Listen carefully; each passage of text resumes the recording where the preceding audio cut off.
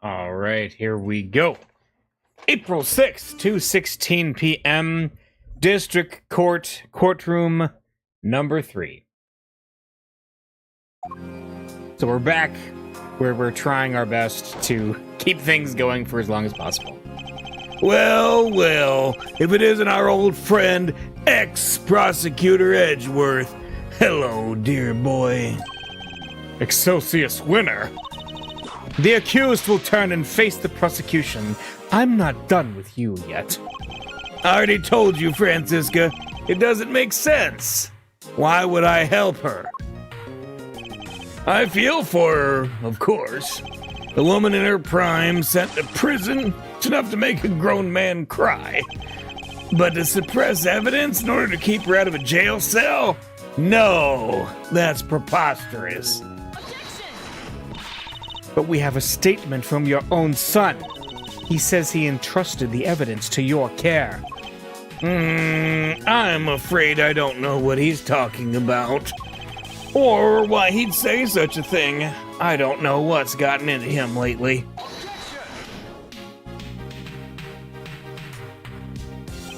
What if I could prove that you and Warden Lagarde are much more closely associated than you claim?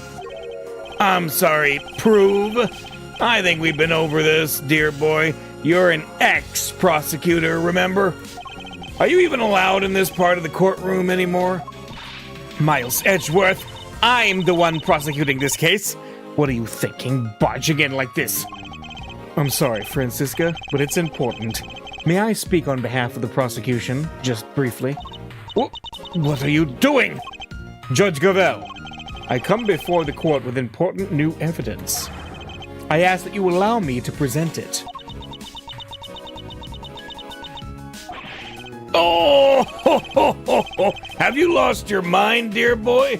There's no way this could be allowed. Well, the defense hopes you'll let him, G. Just saying. What's the thinking over on the prosecution side there, Frandango? Fine. The prosecution has no objections. Your objections are neither here nor there. This isn't a democracy, it's a courtroom. And this is flagrant contempt. Isn't that right, Verity?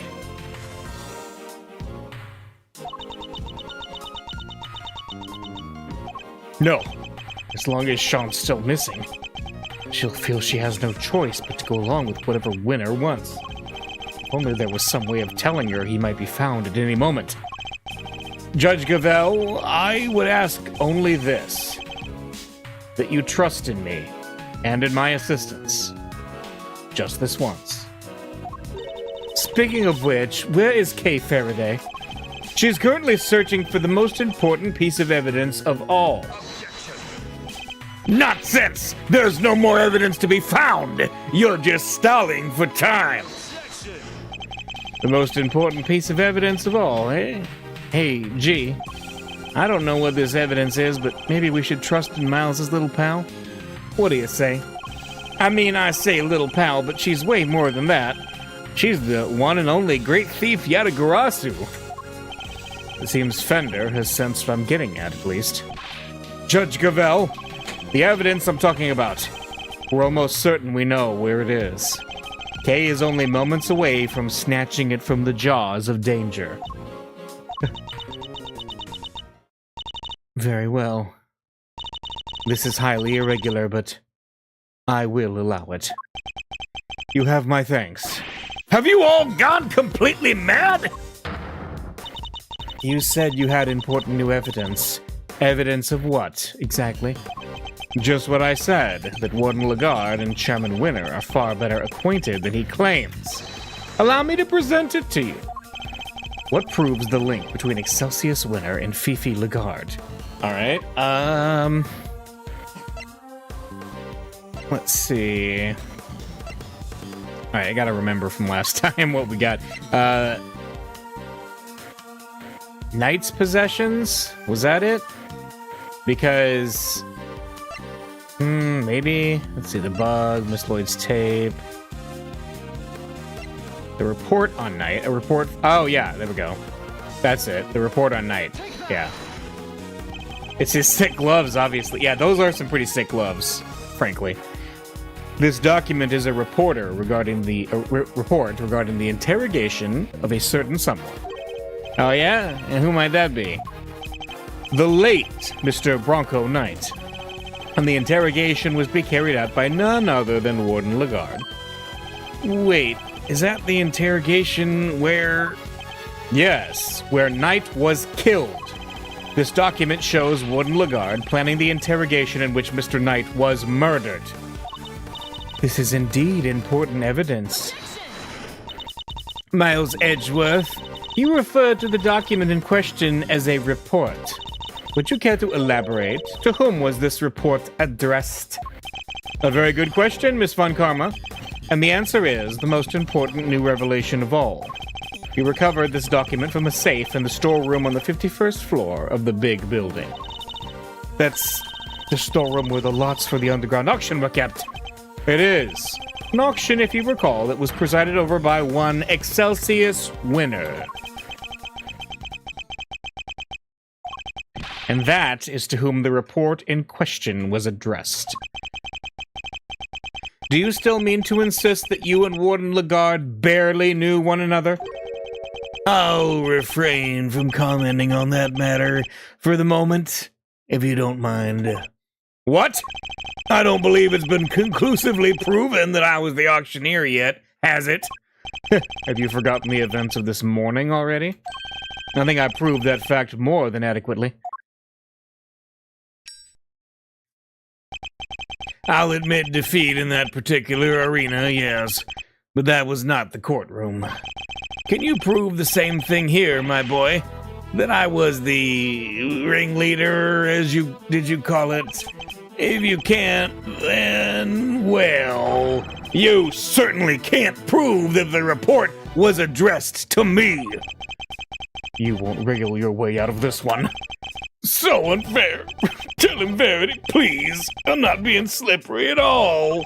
I'm being entirely reasonable, wouldn't you say? Unlike you when you permitted Mr. Edgeworth this bizarre interlude. That was most unlike you.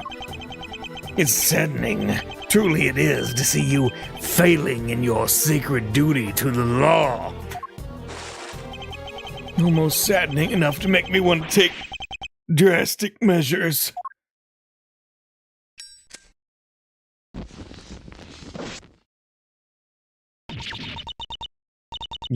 You're right, of course. Until a fact has been adequately proven in the courtroom, it cannot truly be considered a fact. I am afraid I have no choice but to ask that Mr. Edgeworth's theory be struck from the record. Ugh, it's no good. She has to know for certain that Sean is safe. I'd like to know where he keeps getting all these documents to burn. Maybe that was just the toilet paper from his cell. I don't know. I'm sorry, my boy, but what counts as truth out in the field and in the courtroom are two different things. And you're more than willing to bend the truth in the courtroom, is that what you're saying? Oh, you're a scurrilous soul. I'll do no such thing. I'll simply accept the court's verdict as the truth. Should it choose to acquit me, as should you. If we can't find that missing evidence, we're in trouble here. Well, Verity, I think we've heard about all we need to, don't you? There's no way that evidence is turning up, ever. A quick not guilty, and we can all go home. What? What? Oh! Oh! Who said that? Oh! Dad? Eustace? What are you doing here? Mr. Winner, what is the meaning of this? And where have you been? You can't just abandon your duties like that. I'm sorry. You are unfit to be a prosecutor. You're a complete and utter disgrace. Why, Eustace? Why can you not get it into your head? This is no place for an incompetent fool like you. Dad, What? I brought some vital evidence. So, can I... Oh, here's the new theme song. take my place at the prosecutor's bench? Pretty please? Well, well, Eustace, this is certainly a surprise.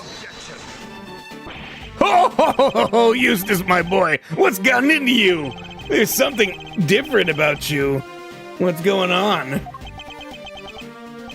Dad, come on, my boy, spit it out. What is it? Do you want Daddy to play catch with you? That's it, isn't it? All right. Why don't you run along home and I'll be with you soon. Get back on the stand right now. What's gotten into you, child? You're shaking like a leaf. Judge Gavel, the prosecutor in charge has arrived, along with important new evidence. This trial is far from over. Surely you can't call an end to proceedings just yet.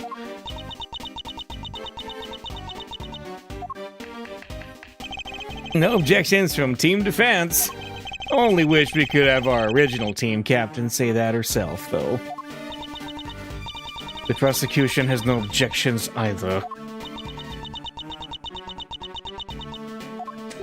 You think this farce is gonna continue? There's no chance of that! None at all! Isn't that right, Verity?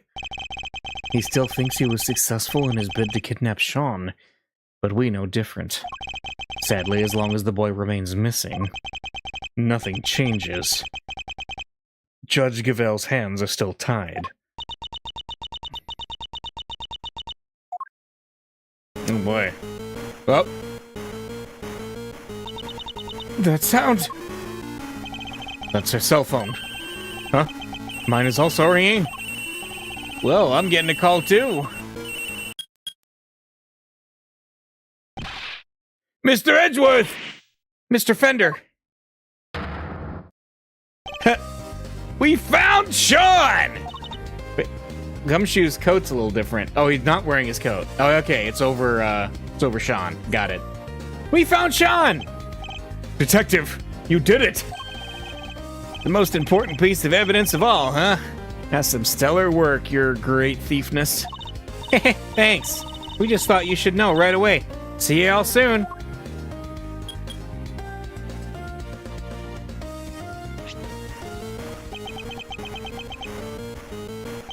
Judge Gavel, it's for you.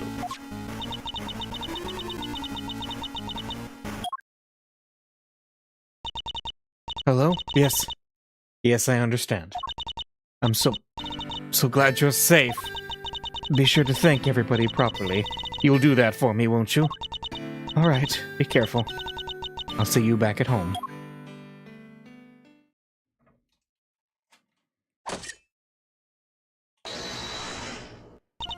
The proceedings will continue. I feel a certain freedom returning to my hammer arm. Oh, yeah! No! How? Is this some idiotic joke? There is no such thing. The witness will return to the stand, and Mr. Winner will step up to the prosecutor's bench. Yes, ma'am.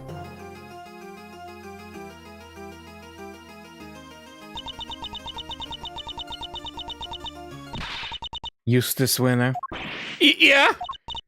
I leave matters in your hands. Huh? Facing down your own father, this won't be easy. I'll be looking on with interest. Don't disappoint me.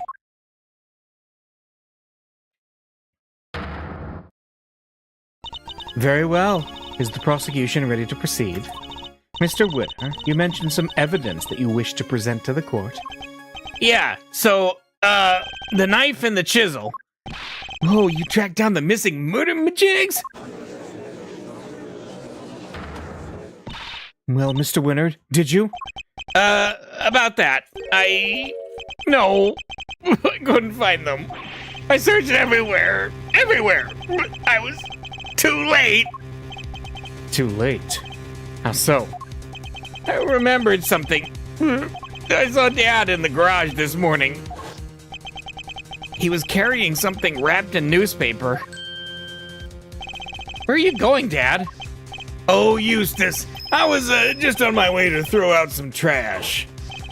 And then I heard this tinkling sound. Tinkling, huh? Let me guess. The bell for Mr. Connis's chisel. You mean to tell the court that you believe the witness disposed of the evidence? I tried my best, but I was too late. I'm sorry. You said you looked everywhere. Everywhere where? Literally everywhere. I even went to the dump. Oh, there he is. I got down on my hands and knees and dug through the garbage. I figured that stuff had to be in there somewhere. Wait, that's Eustace? Huh? Hey, what are you doing here? Wah! Rude, he totally ignored me. So that's what he was doing, and he even went so far as to search the dump. But, all I found was this. And this is a little pungent, for one thing. Kinda stinks. Yeah, and you're a little on the ripe side yourself, kiddo. I can smell you from here. What do you expect? And the knife? It was probably somewhere in among all that trash, but there was too much to go through on my own. Very well. The court will accept the item you have presented into evidence. Oh, you really have outdone yourself, Eustace. You never fail to disappoint, dear boy. You dug through rotting garbage with your bare hands, and that's all you have to show for it? Ha! Yeah. Oh, you drive me to tears. Really, you do. Might be a little too soon to turn on the waterworks just yet, Dad. Let's take a closer look first. If you wish to waste your time, be my guest. Hey, Eustace, Miles, do this devastatingly handsome old defense attorney a favor, will you? Hit this guy full in the face with the truth. It seems Fender's on board. Good. Then let's see if we can't find an opening. Mr. Winner, could you show me the piece of evidence you found? Sure. Alright, let's check it out. What is this? Let's open it up, shall we? We can only hope there's something of value inside. Could this be the bell that was on Mr. Connis's chisel? Perhaps there's some trace evidence that can prove that one way or the other. It's no good. Look at it. It's spotless. Well, Mr. Winner? Do tell, was there anything interesting inside your little scrap of paper? Of course there wasn't. Why would there be? Why was it even accepted into evidence? It's literally a piece of trash. Sorry, gentlemen, but the truth hurts. Were Eustace's efforts for nothing? It's true the bell may not be of much use to us as evidence. Nonetheless... Come on, Edgeworth, we can't give up yet. As calm and collected as ever, I see, Miles. Unlike my poor idiot son there. Are we to assume that the prosecution has nothing more to say on the matter? Very well. Objection! Oh! Not so fast, Gavel. We're not done yet. There's one thing we still haven't looked at properly. Really, my boy? You want us to believe there's more? Desperation is never a good look, you know. Seems Eustace isn't quite ready to give up just yet. And for once, I think we're both thinking the same thing. Namely, that we might not necessarily be dealing with a useless piece of trash. We can't know for sure without looking more closely, but if I'm right, we're talking about the knife, the bell, the newspaper. The newspaper. I'm talking about the piece of newspaper the bell was wrapped in. Seems we really were thinking the same thing. Ah, it's beautiful. Really it is. Tear-jerkingly so. Some might call it heroic optimism. Some might call it clutching at straws. But whatever one calls it, to put all one's faith in a worthless piece of garbage, that takes belief. Let's take a closer look and see if it's as worthless as you say, shall we? Eustace, if you'd be so kind. Let's look at the paper then. Let's see. Did we get... Oh! Death! Hey! That... Yeah. Are these finger marks? And look! It's covered in some sort of oil! Judge Gavelle, I'd like to have this examined for fingerprints. Yeah, his sick gloves have death on them. Could I request that you call on somebody from forensics? Very well. Summon a technician right away. I have the results, Your Honor. It's been confirmed that these are finger marks. Unfortunately, it looks like they were made by somebody wearing gloves. No! Oh dear, well that doesn't give you very much in the way of evidence, does it? But I suppose it makes sense if you think about it. After all, this was important evidence. And what kind of idiot would handle something like that without gloves on? Oh, that's right, the kind that would flail about desperately like you, my boy. Wow, way to talk to your kids, Super Dad. I'm merely calling a spade, or in this case, an idiot, an idiot. Real winners know to keep their emotions out of things. And take no pity on the weak and the foolish, including their own ineffective offspring. Dad! You spent the last who knows how long proclaiming yourself to be a prize-winning prosecutor, but thanks to my little pep talk this morning, you finally know exactly how those prizes were won. It was all thanks to me, thanks to the power I wield. You've never stood on your own 2 feet. You've always been coddled, first by me, then by Verity. Dad! Oh, dry your garbage-smelling tears. Garbage-smelling? Not that it's a stench that doesn't suit you. Even if it does make me turn up my nose in disgust. Objection! No, you're wrong. I am, my boy. Wrong about what? I'm not the one that smells. You are! What did you say? Yeah, you smell, and you don't even realize it. You couldn't hide it even if you wanted to.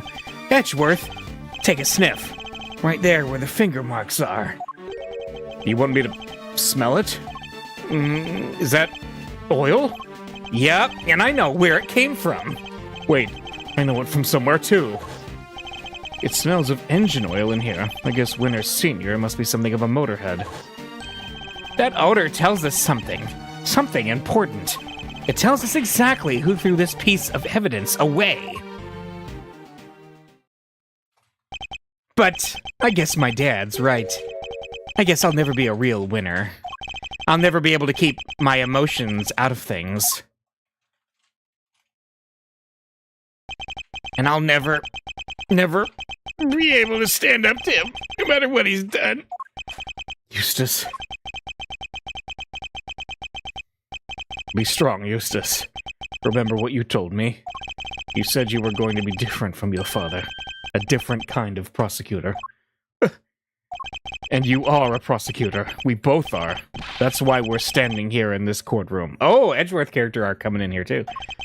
A prosecutor's highest responsibility is to the truth. To see that it comes to light, no matter what.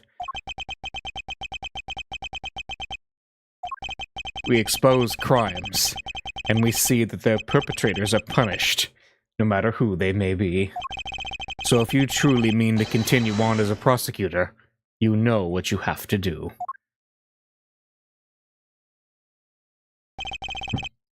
I made you a promise. I said that if you could summon the courage to find your feet again, I'd help you. This isn't something you should have to do alone. I'm here. I'm right beside you. Thanks, Edgeworth. You're right! Those finger marks tie my dad to this crime! We just need to show everybody how! Wait, are we playing as Eustace now? What? This is amazing. Okay. It's the gloves, obviously. The smell you pointed out to me, Eustace. It's the smell of engine oil, isn't it? Motorcycle oil, even. Yup, and we both smelled it before in the same place. Yes, in Chairman Winner's garage. Grr. What's more, these finger marks feature some distinctive patterns, don't they? The outlines of the letters D, E, A, T, and H, the same letters that appear on the fingers of these gloves. Oh, gloves that can be bought in any store. How does that prove anything, dear boy? Now, wait a minute. I would absolutely own a pair of those gloves if you could just buy them in any store, because those are some sick gloves. How indeed. That's not the only thing that connects your gloves to the piece of newspaper we found. Let's look again at the scrap of paper the bell was wrapped in. And compare it to the gloves we found in Chairman Winner's garage. There's a feature that undeniably connects the two. The dirt, right? This right here connects the two pieces of evidence without a shadow of a doubt. It does? Are you sure, dear boy? I can't say I see the connection myself. Well, luckily, you don't need to see it. Edgeworth, I can't see it either. Did I pick the wrong part? Come on, concentrate! Look at the newspaper again. There's something here that matches the gloves, and only those gloves. There has to be. Just as I thought. You can't prove anything at all, can you? I wouldn't be so sure about that. Alright, let's take a look. Feature that undeniably connects the two. Well, I mean, is it the faded part of the A? Let's see. Yeah, okay. Look at the letter A on the finger. Half of it is missing. Exactly as it is in the print on the newspaper. What? I would also like to draw the court's attention to the dirt the gloves are covered in. I think it might be worth having its composition compared to that of the dirt on the newspaper. A match would make for even stronger evidence that the print was made by Chairman Winner's gloves. Officer, have the dirt on these two pieces of evidence compared right away. Grrr! Curse you, Edgeworth! And you, Eustace! Who do you think you are? You're nothing but mere prosecutors! Sorry, Dad. I think it's time you admitted defeat. You suppressed vital evidence, and we just proved that in a court of law. And you did it to try and protect the defendant. What? Do you think you're gonna be able to make that stick? You think they'll send me to prison? Me? You think you'll be the one to finally take me down? You're a fool, child! A fool! Just give it up, Dad. Admit what you did. You think you'll stand a chance without me around? You won't last 5 minutes! You know what? I think I might be okay. All I ever wanted was to become a prosecutor, to make you proud. But after your men kidnapped me, and I was lying there in the dark all on my own, I got to thinking. Thinking how powerless I was in all of this because of you. I almost gave up. I almost lost sight of the truth. But then... Edgeworth appeared out of nowhere and showed me a way forward. I don't need your approval anymore, and I don't need you. After all, I found that evidence on my own, didn't I? My men kidnapped you? What are you talking about? I guess the courtroom is as good a place as any to tell you the truth, Dad. Be careful what you say to me, boy. You may live to regret it. You're a fool, Eustace, and you always will be. I know you've hated me for as long as I can remember, but I want you to know that despite it all, I've always looked up to you as my dad. Thanks for everything, Excelsius. And goodbye. When did you need me, dang it! You can't possibly survive without me! Eustace!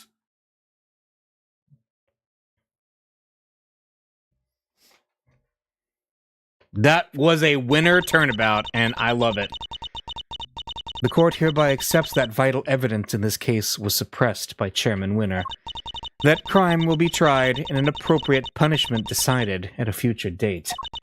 But for now, we must turn to the matter of the knife and the chisel, which still have not been found.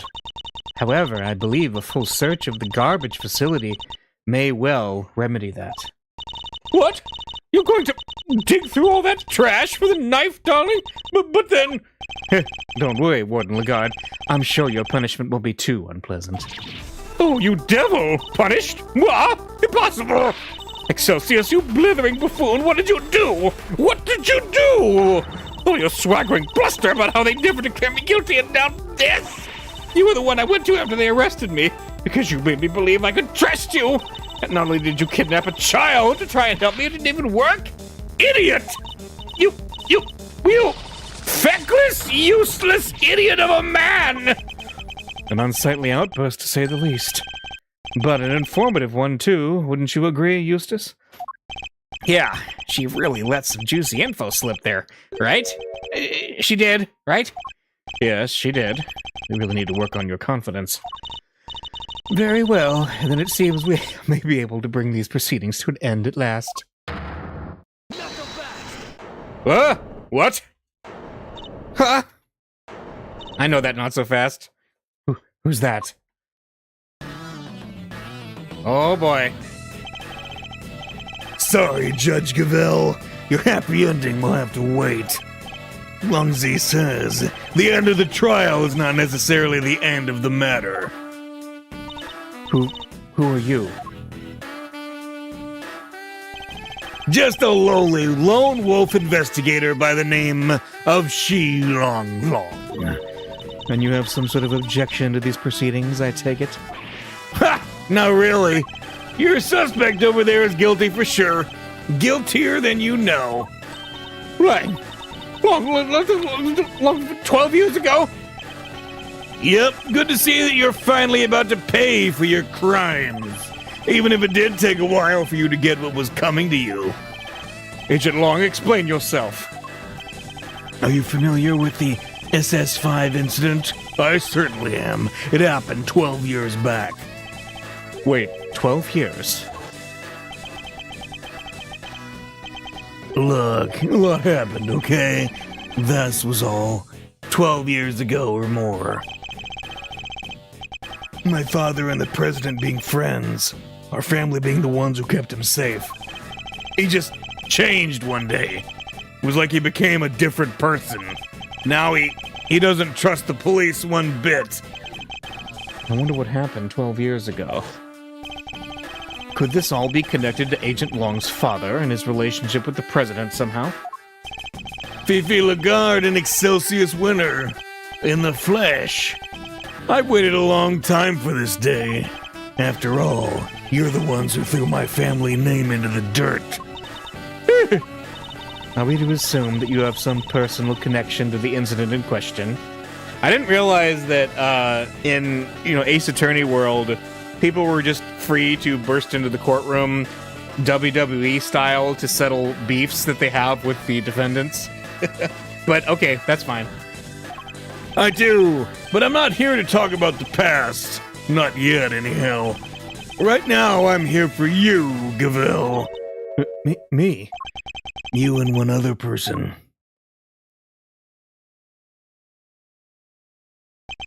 Oh, Sean? Okay. Sean! You're both under arrest. On suspicion of having conspired to murder Di Junwang, president of Zhengfa. Where is your evidence, Agent Long? All in good time, Mr. Prosecutor. We haven't even started our investigation yet. I want my suspects on the scene with me while I look everything over again. What have you uncovered, Agent Long? I need to know. If you've got a problem, you're more than welcome to tag along. Oh, believe me, I will.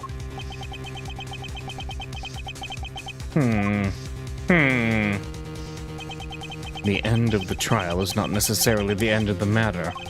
We certainly haven't come anywhere near close to solving the mystery of the president's murder, or uncovering the truth behind these so-called monster sightings. Oh, don't worry. I'm counting on you at least trying to track me down. That'll be half the fun. Not that I rate your chances of bringing me to justice particularly highly. Or figuring out who that was on the phone. Yes, I'd say the matter is far from over yet.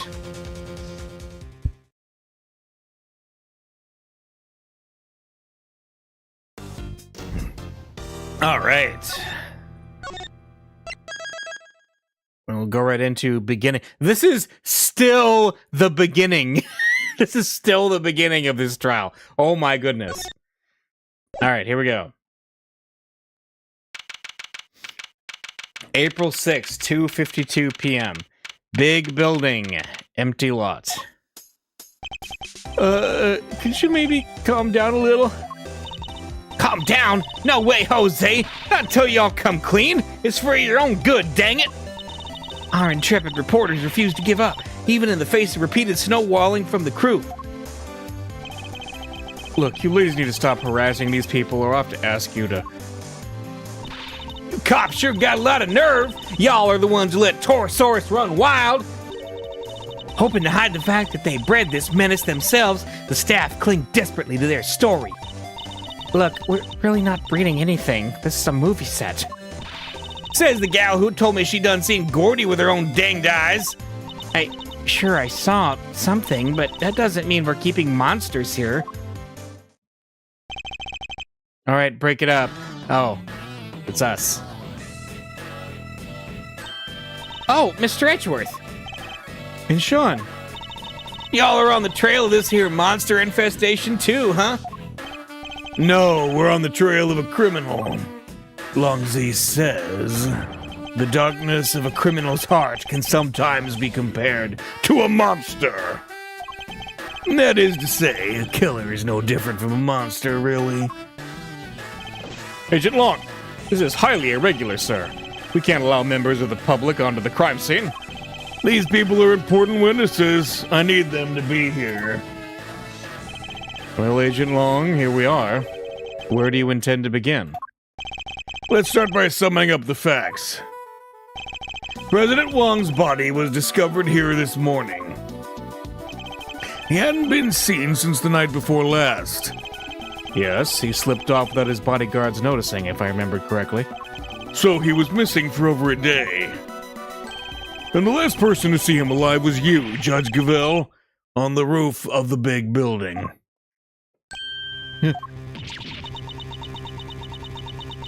Not good. Why did the two of you arrange to meet? I'm sorry, but I can't say. Not even to defend yourself from an accusation of murder? Why? Why can't you just tell us? Please, Judge Gavelle, we're trying to help you. Ha! She can't say because she'll only incriminate herself more. I know you had something to do with the president's murder, and I am going to prove it. You said yourself that the body was only found this morning. How do you explain the time that passed between Judge Gavelle's meeting with the president and then? That's exactly what I'm hoping we're about to find out. I'm particularly interested in what happened last night. So why don't you tell us exactly how it all went down, Sean Fenn? Me? We know you were here on the set last night. You were, Sean? We have testimony from the woman over there, and forensic evidence from the footprints that prove it. You came back to run your lines, right? What? You were spying on me? I'm sorry, I was just making sure you were okay. It was late, I was worried about you. How many times do I have to tell you I don't need you to worry about me? Sean, that's no way to talk to an adult. She was trying to look out for you. Apologize this instant. Sorry. I've told you before, I won't have you speaking to people that way. Wow, this is a whole new Judge Gavelle. It seems she's just as strict with her son as she is with those who break the law. Are you listening to me? If I've told you once, I've told you 1,000 times. You must... Oh my gosh. It's just going and going. And I want you to remember that, all right? Can we get on with the investigation now? Of course. Forgive me. I don't think I've ever seen her so passionate about anything. I guess Judge Gavelle, the mother, will take a little getting used to. Are we to understand that you're accusing Sean of being involved somehow, Agent Long? I just want the truth. I need to know why the president was killed. And by who. And I don't care what it takes. I'm going to find out. I guess it makes sense for him to be so determined. The president was practically family to him. All right. Sean, perhaps you could tell us what happened last night? Fine by me. I've got nothing to hide. Oh, okay. About last night. I had a bad day yesterday. Messed up a couple takes. We were scheduled to shoot the same scene again today. So I thought I'd put in some extra practice. And that's what I did. It's that simple. It's not like I haven't done it before. It was fine, nothing happened. You've been rehearsing late at night again? But when I called you yesterday evening, Sean, you said you were at the hotel. You called him? Around what time? It must have been 11 p.m. or thereabouts. It's one of our rules. When Sean stays away from home, we have to speak every night. Yeah, well, I wasn't at the hotel. I was here on set. So you lied to me? Sorry. Oh, now she's mad. I think it's kind of amazing how hard he wants to work on his acting, though. Nevertheless, a parent can't help but worry. For a child alone late at night, anything could happen to him. And indeed it did. He got himself entangled in this case. But he said nothing happened, right? He did, although I can't help but wonder if he was telling the truth. About late last night. Here we go. I had a bad day yesterday. I messed up a couple of takes, okay? A bad day. Could you elaborate a little? What, I have to spell it out for you? It was just bad, okay? Huh. What do you think? Did he drink too much milk, maybe? How did you... I mean, no, nothing like that.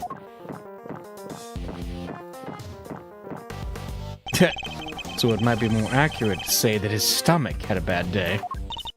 Huh, I thought milk was supposed to be good for your digestion. Shut up. We're done talking about that. The point is, I messed up those takes. We were scheduled to shoot the same scene again today. So you wanted to rehearse your lines in preparation for the reshoots. Yeah, I caused enough trouble for everybody messing things up for the first time around. I wasn't about to do that again. I'm a pro. One can only admire his dedication and his sense of responsibility to his coworkers. Sean takes his work so seriously. He's a real inspiration to everybody. Even the takes he said he messed up, it wasn't like there was actually a problem. He just wanted to make them as good as they could be. He always says that even a tiny bit better is... Shut up! Why do you always have to say stuff people don't need to hear? Oh, sorry, Sean. He could maybe work on his people skills a little more. Huh. Anyway, as I was saying... So I thought I'd put in some extra practice, alright? Sean, about what you just said, how many times have I made you promise? If you're going to rehearse on your own, you have to tell me. I know. Well, that little outburst rather stole my thunder. Let me ask again about what you just said. I think it's pretty cool, though, Sean. More interruptions? It's hours of practice that make you the best you can be, little by little by little. I'm the same. I went from small-time thief to average thief, and before I knew it, greatness beckoned. But now that I finally made it, I'm not about to stop doing my best, and neither should you. May I continue? Now, Sean, do you often rehearse alone? Finally, I got my own question out without being interrupted. That's great. Nothing happened, okay?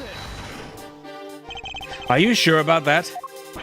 What do you mean? Of course I'm sure. It was just a regular evening, nothing out of the ordinary. Huh? A regular evening? How can you say that? Somebody was... Okay, he's just a child. You mustn't be too hard on him. Nothing happened, really. Nothing to do with the case anyway. At least, that's what it sounds like he wants us to believe. I'd still like to know exactly what she stolen because I can't think of anything. Nope, nothing at this point, like literally. But wait, don't we have some evidence related to what happened last night? We do, and we also don't have time to be honoring the lies of a child. Let's use what we have to point out the contradiction in his testimony. Alright. So we scheduled... It was fine, nothing happened. So... let's see. Well, it would be him, right? The fact that the president of Zhangfa went falling, is that it? I'm curious, but let's see. Movie. I'm gonna just make sure that there's nothing else that's possibly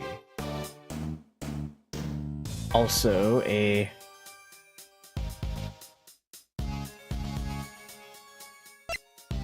Didn't think it fell from the roof. Crime scene note surrounded by shards of concrete. The combination lock on the front gate was left untouched. Latest in the series. All right.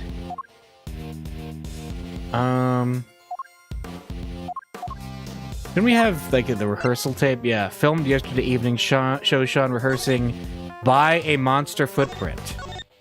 Okay. That one I think is the most likely one. Because he's there, and then he's not. Right. Yes, there we go. Okay.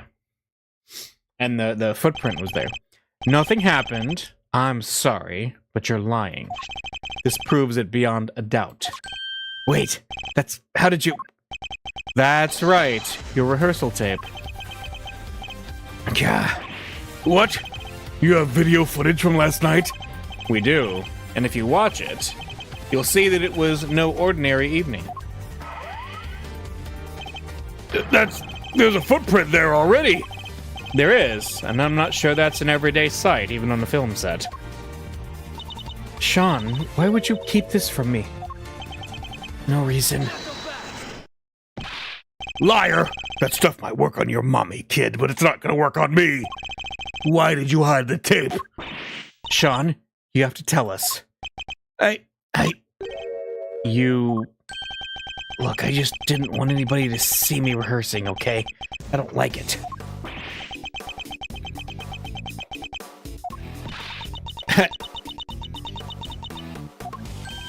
Yeah, what?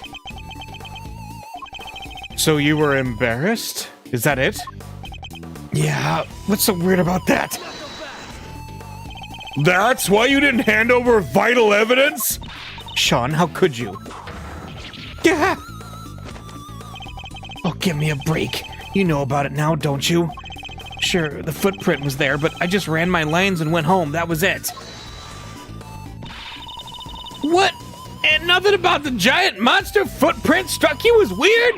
It's a giant monster footprint! On the set of a giant monster movie. It's not like there isn't all kinds of other weird stuff around here. I don't buy it for a second, Chief.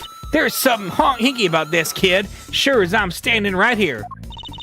Dang Skippy, there is. He's hiding a scoop under them there horns. My name ain't Lotta Hart. Ah, shut up, both of you. I'm done talking. No, you're not. What? The footprint isn't the only strange thing about last night. What other unusual occurrence happened yesterday evening? The death of the... No? This piece of evidence points to something else strange that happened yesterday evening. It does? What? You don't see it? No surprises there, I guess. You're still only a child. Says the guy who clearly thinks like one. Get that junk out of my face. Yeah, I must have messed up somehow. We need to think back over everything that happened yesterday one more time. We do. I'm not about to let that boy mock me again. Seriously? I think you have more important things to be getting upset about right now, don't you? Come on, what happened last night again? We have to think. Oh, The Torosaurus head. Yeah, it fell off. The model of Torosaurus's head fell from the roof of that trailer last night. Did you expect us to believe that you knew nothing about that? I don't know what you're talking about. Is that so? I told you, I ran my lines, I went home. That was it. What do I know about some stupid falling head? Or are you saying you can prove I know something? Sadly not. It's entirely possible that the head fell after Sean left. No proof, huh? Then this conversation is over. Something tells me he doesn't want to talk about last night any more than is absolutely necessary. What is he hiding? Hold it right there. Huh? What is it, Agent Long? So it's just as I thought. Thanks, Mr. Prosecutor. This footage of yours backs up my theory nicely. What? There was something else on that tape? Yep, look closely. See the costume up in the top left? Oh yeah, the Torosaurus suit. Something's different. Do you see it? Oh, there's a zipper, right? Yeah. I'm not sure. He's just kind of hanging out and looking a little saggy. Oh, and the zipper on his back is done up tight. The zipper? Huh? That's... Yeah, I guess you all see it now, right? On the tape, the zipper is wide open. Why? Because somebody's inside the suit, that's why. What? Mr. Powers, that zipper. What can you tell us about it? We always close it up tight when the suit isn't in use. That's right, Mr. Prosecutor. And do you remember something else I said not so long ago? Let me refresh your memory. What if your friend Gavel pushed the president off the big building the night before last, and then came down here to the movie set and hid the body somewhere? Here? But where? There's all kinds of stuff down here. Costumes, equipment. You could hide it anywhere. And then come back a day later, last night in other words, and take it out again. You're saying the body could have been hidden in the Torosaurus suit? That's exactly what I'm saying. Isn't that right, Gavel? You pushed the president off of the roof, just like I said. Then you hid his body inside that costume. I most certainly did not.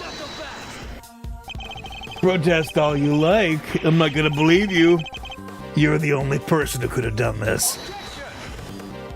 I thought we already proved that would have been impossible. The movie set was locked at the time.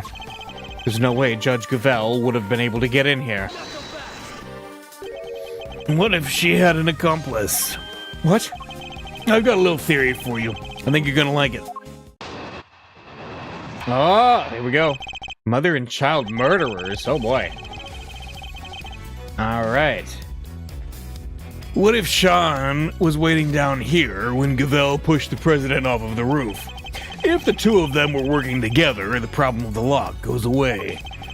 They then work to hide the body together too, by dragging it over by the Torosaurus suit and stuffing it inside. You think the murder was really that carefully planned? It was the assassination of a world leader. It could only have been carefully planned. To suggest that Sean could have been involved in this it's unthinkable. You're my prime suspect. What makes you think I'm going to listen to a word you say? But what about motive? What reason would either of them have to kill President Wong?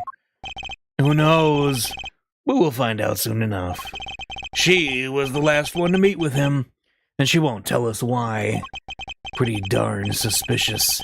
Even you have to agree with that. Judge Gavel, I don't suppose I can convince you to share any more details. My apologies, but that is the one thing I cannot do. However, rest assured, should that ever change, you will be the first to know. So please, you have to believe me? Yeah. Murderers have a habit of saying that. What about you, kid? Any weak excuses to offer? If so, now's the time to get them off your chest. I've got nothing to say to you.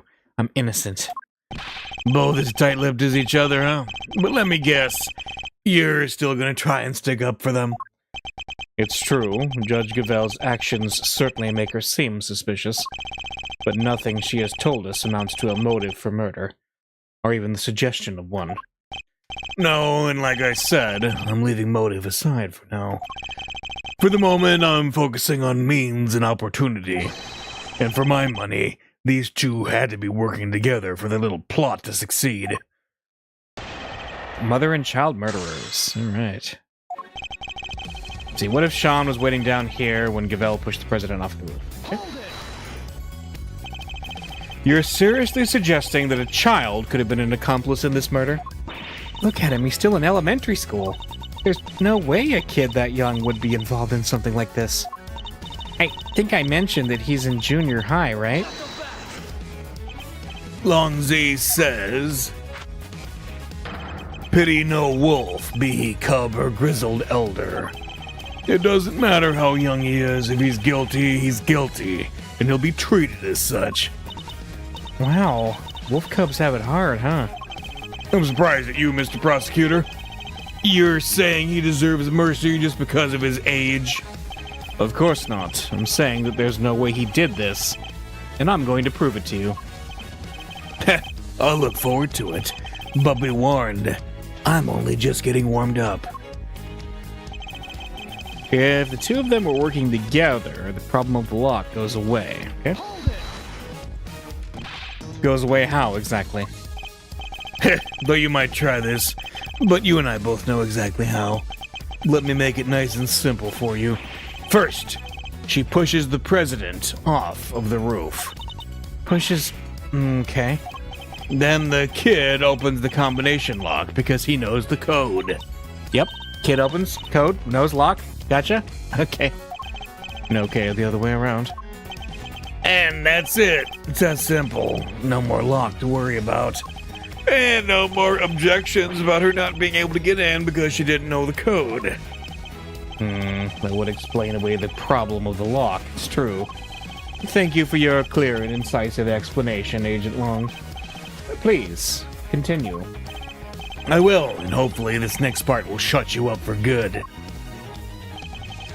They then work to hide the body together, too. Alright? But if the two of them were working together, why would they need to hide the body for a full day? Well, look at the situation right in front of you. Thanks to that little ruse, we're still puzzling over what they were even up to now. But if you'll let me speak, I can clear up this whole mess once and for all. Ready? Good. So like I was saying, they work together to hide the body. By dragging it over to the Torosaurus suit, alright? The video footage doesn't show the inside of the suit. You can't say for certain that there was a body in there at the time, can you? Maybe not, but we can take a look right now. Let's open it up and see what's inside. I'd put money on us finding proof that it was there. Do you mind if we examine the suit, Mr. Powers? Oh, not at all. Might be a little ripe, though. It gets pretty sweaty in there. Oh, it's filthy. Yeah, that's weird. I always clean it out pretty good. If you don't, it can get kind of moldy. In other words, what we're looking at is proof that somebody other than you used the costume. That dirt in there must have come from the body. I guess the president was lying right in the middle of that footprint. He probably would have gotten pretty dirty. Exactly. Well, everybody happy? The inside of the suit is covered with dirt. It must be from when the body was hidden, though.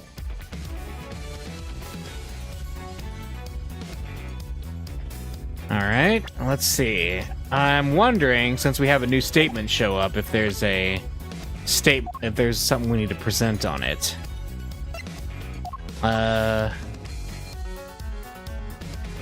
Let's see.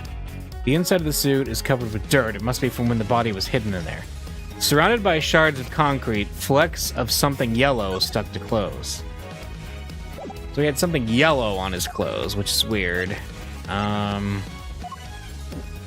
Let's see. The monster footprints, the concrete was broken and the earth exposed, but are they really footprints? That's another question. Well, let's see. Let's just press this and see if we get a little bit of a further indication. If the dirt is from when the body was hidden inside the suit, we're assuming that it came directly from the body, correct? Huh! What are you even talking about? Of course we are. Where else would it have come from? It really is pretty filthy in there, huh? The dirt got everywhere. Especially around the part where the chest would have been. The chest. I think that might be an important clue. His theory hangs pretty well, I have to say. It's certainly the case that they could have carried out the murder if they were working together. I don't think we stand to gain much by disputing that. So what do we do instead? We listen carefully to his testimony once more, and see if we can tease out anything of value. Let's see. Alright. Quick back, so let's see. The inside of the suit is covered with dirt. It must be from when the body was hidden there. Covered with dirt. So the inside of the suit is covered with dirt. Got it. So, Sean's rehearsal tape.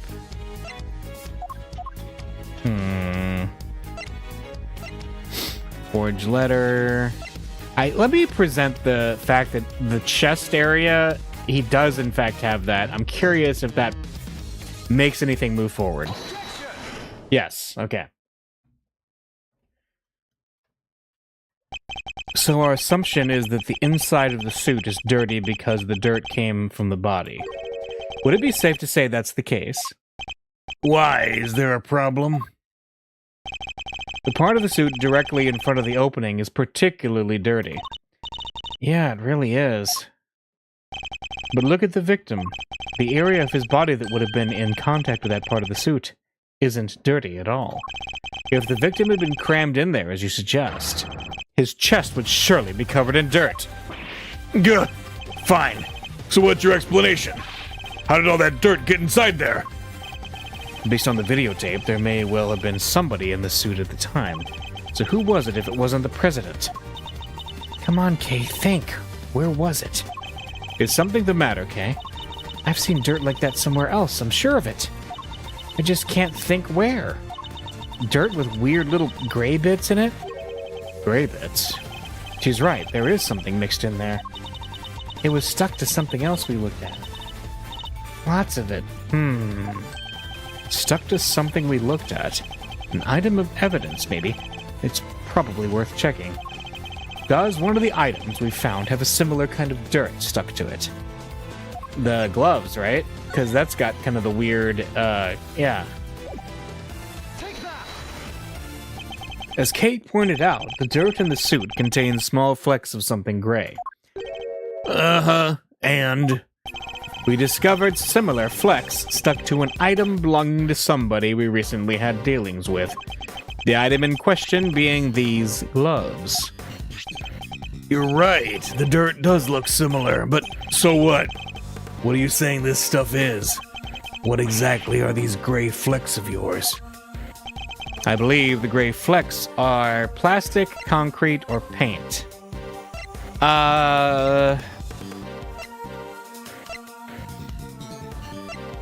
Let's see. That's a really good question.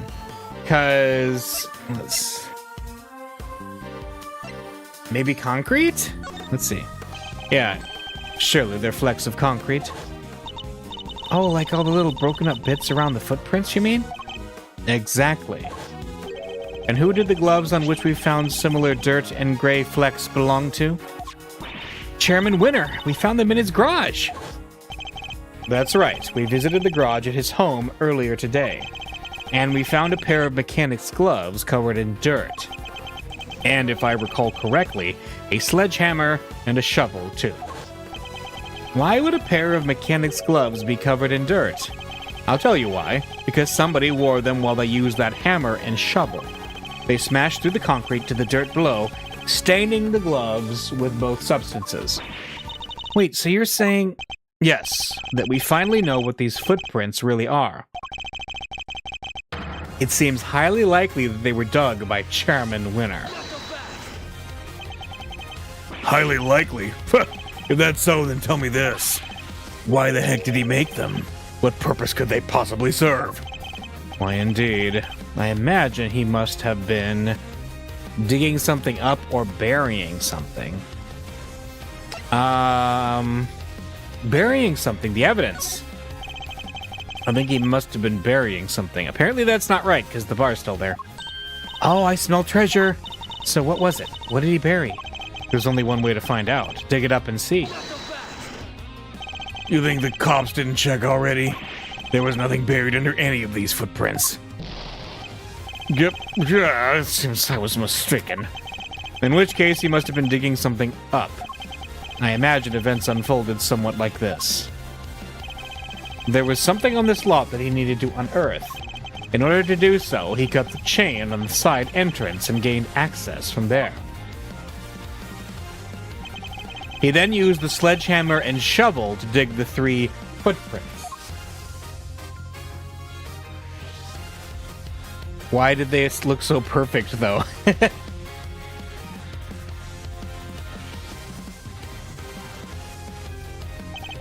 When he found what he was looking for, he bagged it up and filled in all the holes.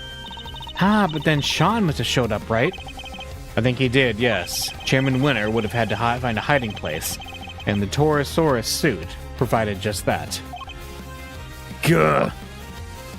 You got all that from a pair of dirty gloves? It's good, but it's all just speculation. We don't have any proof that he was inside that suit. He could have dug those holes and gotten out of here before the kid even showed up. But he didn't, and there's proof of that right there in the footage. It shows that Chairman Winner was still present when this recording was made. What? It's a shame that Agent Long didn't notice it himself. But if we compare the situation as we see it now to the situation as it appears on Sean's rehearsal tape, and compare that in turn to what we saw in Chairman Winner's garage, it soon becomes clear that the chairman was present. What part of this image shows us that Chairman Winner was still here? His bag, right? The Creever bag?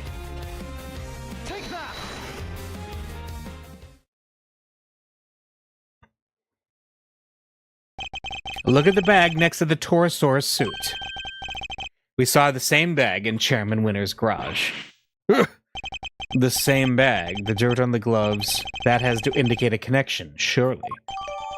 The mechanic's gloves, yeah.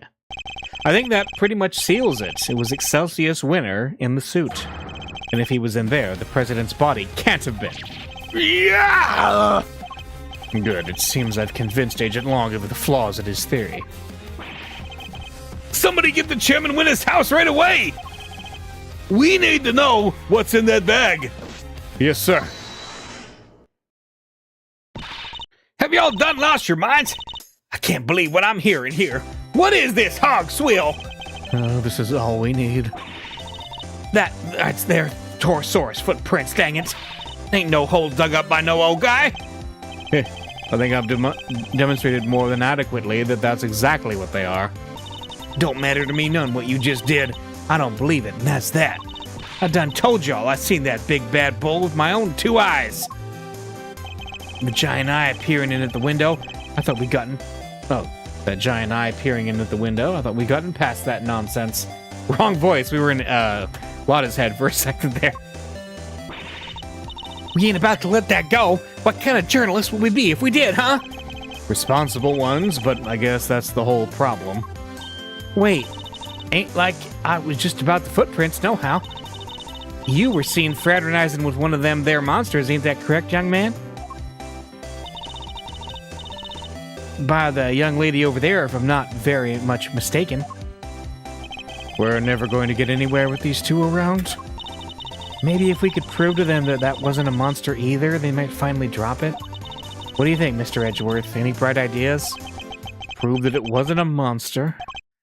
Fine, I don't suppose there's much else for it. Let's see what we can do. What are you two whispering about? Y'all are hiding something, ain't you? Admit it. Quick, Tabby, rotate. Could I politely ask that you both calm down? The monster the boy was seen talking to, we know what it was now. Huh? That's right. Sean's rehearsal tape finally cleared up that particular mystery. It did? The point at which Miss Nichols thought she saw Sean with Gordy. That would have been right when he was making his rehearsal tape. I think she mistook a certain object for the legendary creature of the lake. Your so-called monster is right here in this picture. Huh? I don't see no Gordy. This ain't nothing but a dumb snapshot. You're talking to a pro here. Can't fool me with no trick photography. What was Miss Nichols' Gordy really? The camera, right? Probably with a tarp over it? Yeah. That's right. It was a camera crane. This is what Miss Nichols saw, not Gordy. What? Sean's rehearsal tape was shot from a noticeably elevated viewpoint. A viewpoint that would only have been possible if the camera in question was attached to a crane.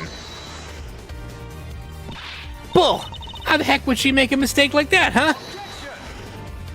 How indeed, Miss Nichols. Oh, you told us that you think you might need new glasses, didn't you? Yeah, my eyesight got way worse all of a sudden. And I imagine that when you thought you saw Gordy, he was quite heavily shrouded in darkness. That's right. I only really saw a silhouette. But you done told us! Skin like an enormous worm, you said. Y'all about to try to tell us your precious crane grew up and grew skin somehow? Ain't even no flesh on them there metal bones, let alone skin. You're entirely correct, of course, about the crane as it was in this particular picture anyway. But it did have a skin of a sort last night. I knew you were a scoop hater, but this is plumb crazy. You want Tabby and me to starve, is that it? That wasn't my intent at all. But I do think it's time I finally put them both out of their misery. Gordy's skin is right here in front of us. It wasn't skin at all. It was this. The tarp, right?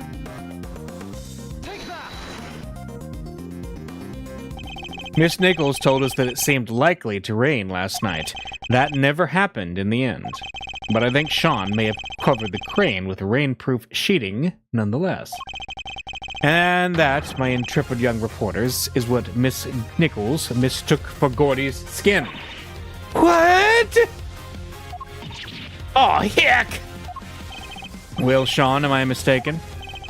You see everything, don't you? Gotta say, you're pretty amazing. I'm sorry, Miss Hart, but Miss Nichols' monster was no such thing. It was simply a trick of the light. And just like that, the dream dies. Again. Chief! I think that may have finally shut them up. I thought the kid was holding out on us. But it seems I could have been a little wrong, maybe? Maybe. Well, what about the eye, though? All right, we know what the so-called monster was now. Everybody happy? Everybody except these two. Agent Long. The president's autopsy report is out, sir. It is. Let me see it. Death was due to full-body contusions and bone breakages caused by extreme pressure from above. So we have our cause of death. He was crushed. Just as we thought. Alright, death by crushing. Oh boy. He's in good shape for getting crushed, at least. Test results still haven't come back from the yellow substance found on his chest. But they did find gunshot residue on his right hand. Gum shop residue? Guess he was a kid at heart, huh? Gunshot residue, Kay? It's a substance left behind where the firearm is discharged. We have successfully proven that a giant aquatic monster we had previously proven didn't exist was in fact not hanging out in the middle of downtown on land last night. Yeah. I do like that. We had to prove that to Lana. Yes. Yeah, the last time it was a deflated steel samurai balloon. This time it was a tarp. Its presence indicates that the president may have used a gun. Really? But we didn't find a gun anywhere, did we? Indeed not, which makes the residue something of a riddle. We'll need to read that report carefully. Well, Agent Long, that clears one thing up at least. The president didn't die from a fall, which means he wasn't pushed from the roof of the big building. He was crushed by the falling Torosaurus head, just as we said he was. Guess I have to accept that now. Fine. You were right. Amazing! So does that mean Judge Gavelle isn't a suspect anymore either? Surely it must. Both the time and death and cause rule her out. She met with the president the night before last. But the autopsy report puts the time of death at around 11 p.m. last night. And we know that the Torosaurus head fell around then too. The facts all line up perfectly. Phew, what a relief. I knew it. I didn't think that he'd give this up easily. Sorry. It might be a little too soon to celebrate. What? Sure, I think we can accept that the falling head must have been what killed the president. But that begs the question of what could have caused it to fall. Or who. We know what happened late last night, so we have to think about who was here at that time. What are you getting at exactly? You can't mean... I'm afraid I do. You did it, didn't you? Sean! Yep. The kid's hiding something. He was right here last night, right where the body was found. He saw the footprints. And yet he wants us to believe he knows nothing about what happened. That's a big ask, surely. We haven't yet established that the footprints had anything to do with the murder. So even if he did see them, that doesn't mean he was involved. Maybe not, but his face tells me different. Does the fact that he's shaking like a leaf. It does seem like Agent Long might be onto something, but I don't think Sean's going to talk. Fine, keep your mouth shut, kid. I have a better idea. Why don't we let your tape do the talking? What exactly are you planning, Agent Long? The police have some pretty sophisticated image analysis tools these days. You would go to such extreme lengths to see my son convicted? It's not ideal, but if the boy won't talk, we won't have any other way of getting to the truth. Detective Gumshoe, you have access to exactly such a device, do you not? Sure do, little V! Good, then that should make this nice and quick.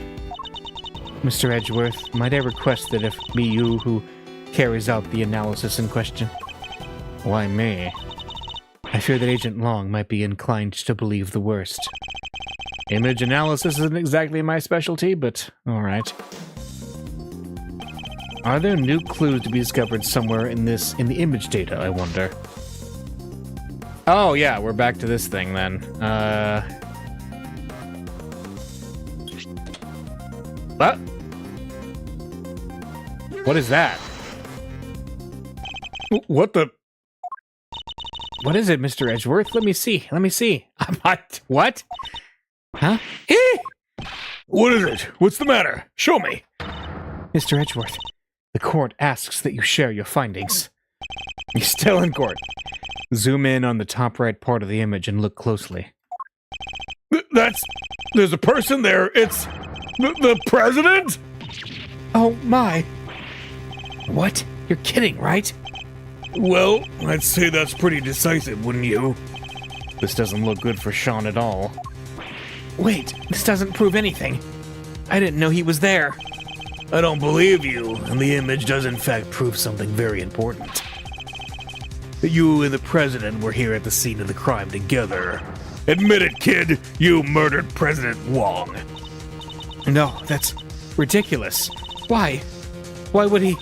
Sean, you didn't. You can't have, can you? What do we do, Mr. Edgeworth? It's hard to push back against footage like that. Surely even you can't deny this looks pretty bad for the kid, Mr. Prosecutor. He claimed he knew nothing about what had happened, but the president is right there with him. Sean, what are you not telling us? We have to know. He's right, Sean. Be honest now. It's the only way. The truth is, it was all my fault. Sean, what did you do? It was my fault the Torosaurus head fell off of the trailer. Oh boy. What happened while I was rehearsing? I went up on the roof of the trailer to prep the kit I was using, and I turned on the heater while I was there. I must have left it burning when it came back down to run my lines. Then my mom called and I left the set to go talk to her. When I came back after the call, the Torosaurus head had fallen from the roof and the president was just there lying next to it. No. We did find evidence of a fire having broken out up on the roof. It was just a tiny one, so I put it out myself. So we're saying the president died because of Sean? If he did, then that would make this whole thing just an accident. What did you do with the head after you found it on the ground? I took it apart, carried the pieces up to the roof, and put it back together again. You're saying you put out the fire and moved the head back to where it fell from? In other words, you tried to cover your tracks. You're a real piece of work, kid. It's not like I did any of this on purpose. I really did just forget to turn the heater off. Yes, and when the fire had burned through the legs, the table would have collapsed. And the head would have fallen down into the ground below. You're right, the fire caused the head to fall down. Indeed. And I also happen to have an idea about how the fire may have started. Those cans of paint thinner by the heater were pretty flammable. Not a great place to keep them. And you swear it was an accident? Seems a little convenient. What was the president even doing here in the first place? How the heck am I supposed to know? I didn't see anybody, I swear. I still don't believe you. Why would President Wong come to a place like this in the middle of the night? His reasons for coming here are something of a mystery, it's true. He met Judge Gavelle up on the roof 2 nights ago, but he was also here on the movie set last night. Did he come to meet Sean? I think we'll need to go over the boy's statement very carefully indeed. What happened while I was rehearsing? Okay. Alright. I was up on the roof, turned up the heater. Okay. You're a fit and hearty young man, Sean. It's spring now. Surely you didn't really need to fire up that stove. He is a fit and hearty young man who needs to look after himself. Really, Your Honor, but if he resorts to such measures even during warm weather... Seriously? You two are going to argue over something like that right now? Yep, he's right, of course. You've made your point, Sean, but I've told you before to watch how you talk to people. I think he was criticizing you as much as he was me, Your Honor. Yes, Mom. Anyway, where was I? I must have left it burning when I came back down to run my lines, okay? You left it burning? You didn't think to check before you came back down to the lot? I meant to, but I was thinking about my lines in the scene and everything else. It's not my fault I forgot. Everybody forgets stuff. I sure do. So much stuff. I leave the air conditioner on in Mr. Edgeworth's office, and the lights. I forget that he told me never to jump off the ladder on his bookshelves or make prank calls. But the one thing I would never, ever forget to do is turn off an unattended heater. Please, Sean, go on. She's a lot, huh? Anyway, as I was saying, I like... just that silence spoke so much. I love it. Then my mom called and left the set to go talk to her. It was the middle of the night, and the set was deserted. Why did you need to leave in order to talk to your mother? I forgot I was supposed to talk to her. I got confused, I guess. I thought if I didn't leave, she'd find out I was at the hotel at night on my own. That doesn't make sense. You know that, don't you? Fine. Look, the camera was rolling and the mics were all live, okay? I didn't want our conversation on that tape where anybody could hear it. He was embarrassed about being recorded speaking on the phone to his mother. So I ditched the rehearsal and ran off set as quick as I could. When I came back after the call... Well, hang on. You pretended to your mother that you were back at the hotel during the call, correct? How come you couldn't tell her you were coming back to the set to practice your lines? Because she'd have phoned the hotel and asked them to send a car to get me or something. Of course I would have. A child your age shouldn't be out on his own late at night. Anything could have happened to you. Children really can't seem to see things from their parents' perspective, can they? It's true the other way around, too, you know, Mr. Edgeworth. All right. Sean, can you tell us what happened when you came back after speaking to your mother? Huh? Sure. So I came back and... the Torosaurus head had fallen from the roof. All right. Were there any signs that it was about to fall before you left? I don't remember. I was concentrating on my lines. But a fire had broken out on the roof because of the heater you forgot to turn off. Did you really hear nothing the entire time? No, I had my headphones on.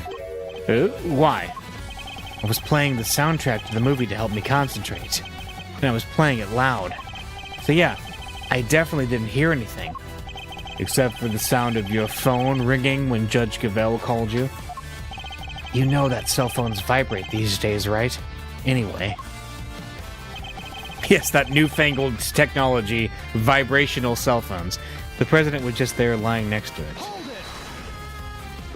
Did you notice anything unusual about the body? I don't know. It was dark. Huh? He suddenly seems even more reticent than usual. I don't think he wants to go back over that memory any more than he has to, Mr. Edgeworth. I'm sure he doesn't, but is that really all it is? Should I push him a little more on this? Push him, yeah. It was dark, but you knew it was a body nonetheless? He's hiding something. I'd better find out what. Most people would cry out for help if they saw somebody lying on the ground, and yet you didn't. Yeah, because what was the point? He was dead. So you said. What I'm interested in is how you were able to be so sure. Why were you certain that he was dead?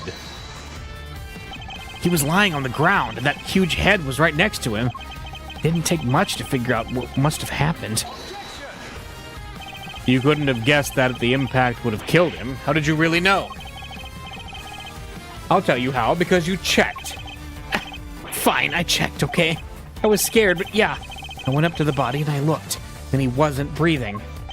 So I was right. But why try to hide that fact? There must be a reason. Could you tell me how the body looked at that point? I couldn't tell if he was dead at first. There was no blood or anything, so it was hard to be sure. Nothing on his clothes either. He was completely clean. But yeah, he wasn't breathing. So that's how I knew he was dead. Thank you. I'd like you to add that statement to your testimony, if you don't mind. I didn't know he was dead at first. There was no blood and nothing on his clothes either. Wait, nothing on his clothes? What about the dirt?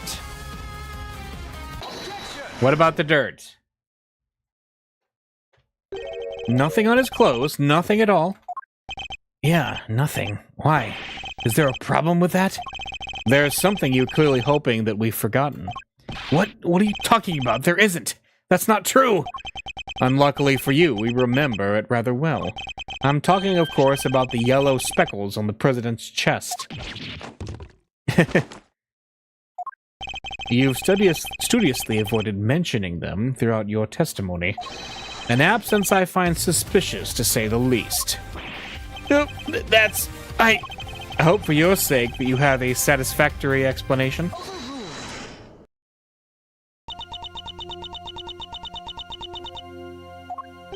Judge Gavelle? Allow me to explain. But the yellow residue on the president's chest, I imagine it was from a bouquet of flowers. Lion lilies, to be precise. Lion lilies? 2 nights ago, when I met the president on the roof of the big building, I presented him with a bouquet. They're a type of lily with large yellow petals. I imagine that the substance on President Wong's chest was pollen from those flowers. Huh? But they're not in the printout from the security camera, only because the president is in the way. But why give him flowers? That is not something I am at liberty to divulge. What? More secrets? Are you serious? First you wouldn't tell us why you met with him, and now you can't even tell us about the flowers? My sincerest apologies, but all I can tell you is that I gave him the bouquet. A bouquet that was nowhere near the body when it was discovered. How do you explain that? I cannot. Ha! Seriously, Your Honor? Some things you won't explain, the rest you can't. Come on, you gotta give us something here. You wouldn't let this fly in the courtroom. What makes you think we'll accept it? Hey, you leave her alone. Sean, I threw the flowers away, okay? You did? So they were there when you first found the body? Yeah, they were right up there on his chest. And they were squashed completely flat. Oh? I guess that makes sense, right? They would have gotten crushed along with the president. And the pollen would have been smeared across his jacket front. That does explain things rather neatly. But why remove the bouquet and dispose of it? No reason. He's almost as evasive as his mother. More secrets? They're quite a pair. There is no secret. I know exactly why Sean disposed of the bouquet. Huh? You saw me leave the house with it, didn't you? Oh, I get it. When you saw the flowers on the president's body, you remembered seeing your mom with them. And felt the need to prevent her from coming under suspicion. No, you've got it all wrong. That's his least convincing lie yet. The bouquet. Okay. Alright. Updated the autopsy report. I often decorate our home with lion lilies. I imagine that's why he remembered. So the flowers his mother was carrying showed up on the president's body. And because of that, he got rid of the bouquet and kept quiet about having discovered the corpse. Well, that ties everything up nicely, doesn't it? A little too nicely for my tastes. Why? What's wrong with nice? I guess you forgot, huh? The kid also told us that he was responsible for the head falling in the first place. Yeah, he did, but... So we still are only suspect. The finger of suspicion still seems to be pointing firmly in Sean's direction. However, wait! I can think of a far more likely culprit than the boy. What? Who? The person who was holding Sean captive until only a short while ago. That's right. We had to rescue him from a warehouse refrigeration unit down by the harbor. A refrigeration unit in a depot? Yeah! Lucky it wasn't switched on. Poor kid might have frozen into a popsicle otherwise. He was doing his best to call out for help, which is how we found him. The sedatives had worn off by then, so he was wide awake and plenty loud. Sedatives. Isn't that what you were given too? Yep, we found the bottle on the floor of the unit. It was even the same brand. 3 Z's. Apparently it's super strong. Alright, 3 Z's. Well, Agent Long, surely that suggests that Sean is a victim, not a suspect. Somebody else was responsible, and I think they've been behind all of this. Oh, yeah? And this secret mastermind of yours was here last night, too? That I can't yet say. Ha! It's not like you to be so vague, Mr. Prosecutor. Sadly, we just don't have anything to tie our mysterious kidnapper to the murder of the president. So is there anybody else? Somebody other than Sean who could have committed the murder?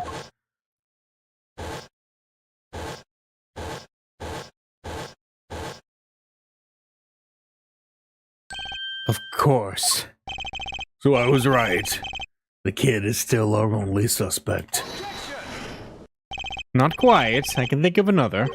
What? Somebody who just recently proved was right here on the movie set last night. Chairman Winner?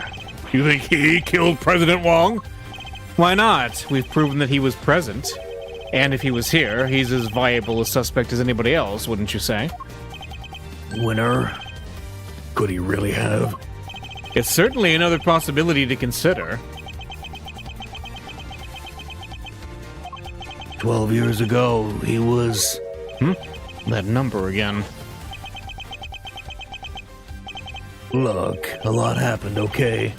This was all 12 years ago or more. My father and the president being friends, our family being the ones who kept him safe. Long? Like the Long from 12 years ago? Yep, good to see that you're finally about to pay for your crimes, even if it did take a while for you to get what was coming to you. Yes, the flashbacks to things that have just recently happened. A staple of the series. Agent Long, what happened 12 years ago? It's nothing to do with you. I think it has everything to do with me. It's clearly connected to this case. And you can prove that, can you? Go ahead, show me some proof that what happened 12 years ago has anything to do with this.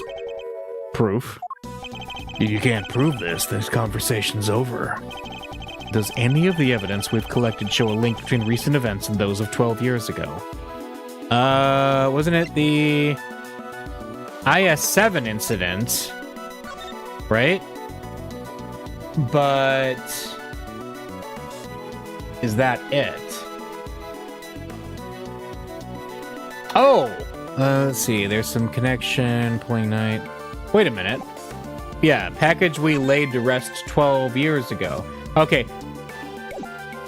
That, and then the, this one too, right? I was also thinking that.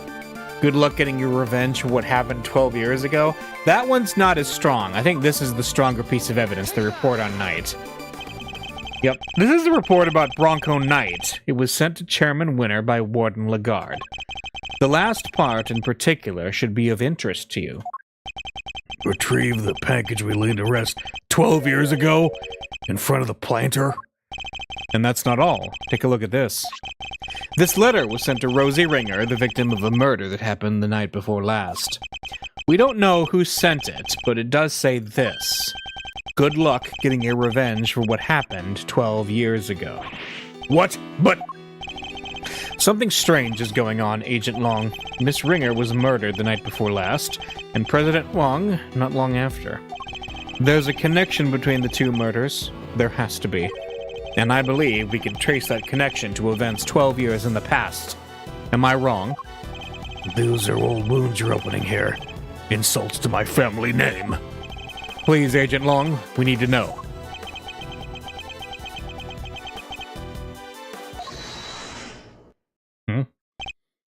Who on earth was that? Shifu! Oh, it's them! Huh? What are you all doing here? We came to find you, sir. We heard you were looking into the incident from 12 years ago. Idiots! I'm not your boss anymore! Go back to your duties right now! We can't do that, sir. What? You're disobeying a direct order? Please, sir, I'm begging you. We all are. You have to reopen the investigation into the SS5 incident. We know you can't let it go until you've figured out what happened, and we can't either. Well, Agent Long, it seems your former underlings want the events of the past explained, too. You think it's that easy? You can solve the case just like that? I think we can, together. Ha! Well, all right then. Offer accepted. Yes! Shifu! Shifu! Shifu! Nice. Then I guess it's my turn to step up. I'm sorry, Kay. You're looking into a case from the past, right? I just have something that'll help with that. You mean Mr. Thief? Sure do. He always gets it wrong, I love it. If you can give me the details of the incident, I can rustle up a little simulation for you. Sadly, we don't have the files relating to the case. Huh? How come? Access to those files is restricted. They're top secret. Really? Why? Beats me. Somebody must have something to hide. Even I've never seen them.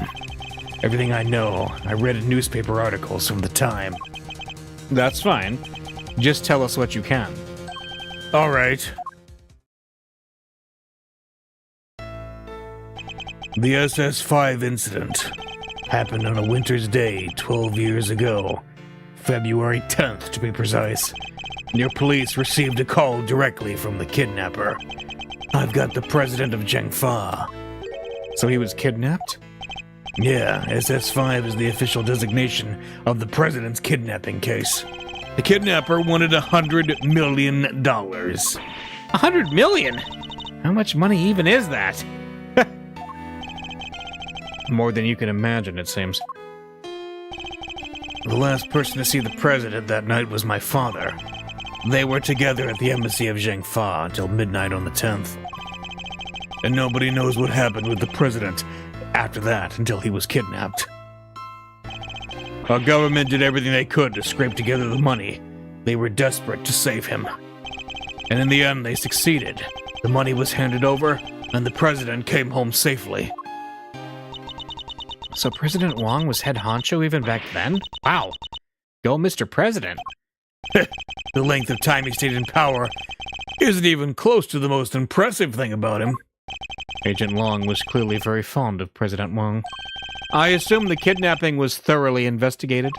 It was, but the investigation was top secret, as was the trial. The trial? So a suspect was arrested?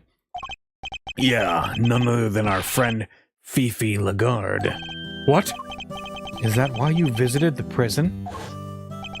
It is. I was put on what you might call extended leave from Interpol. So I thought I'd use the time to look into what happened 12 years back. I wanted to see who I was dealing with. She was found not guilty then, wasn't she? Yeah. My father was in charge of the president's security at the time. But they held him responsible for the kidnapping and stripped him of his duties as presidential bodyguard. He stayed on the force, though, and he worked the case alone, until eventually he found a suspect. Lagarde. And if he thought she did it, there's no way she was innocent. But they declared her not guilty, and the case went cold. My father couldn't take it. He was broken, mentally and physically.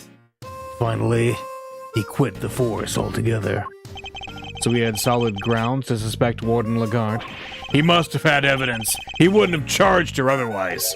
But I've never been able to see the materials from the case. I'm sorry. But that's all I know. What do we do, Mr. Edgeworth?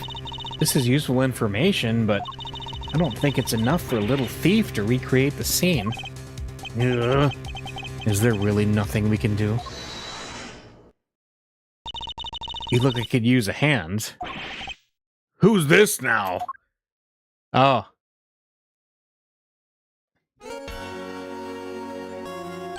Francisca. And Mr. Fender.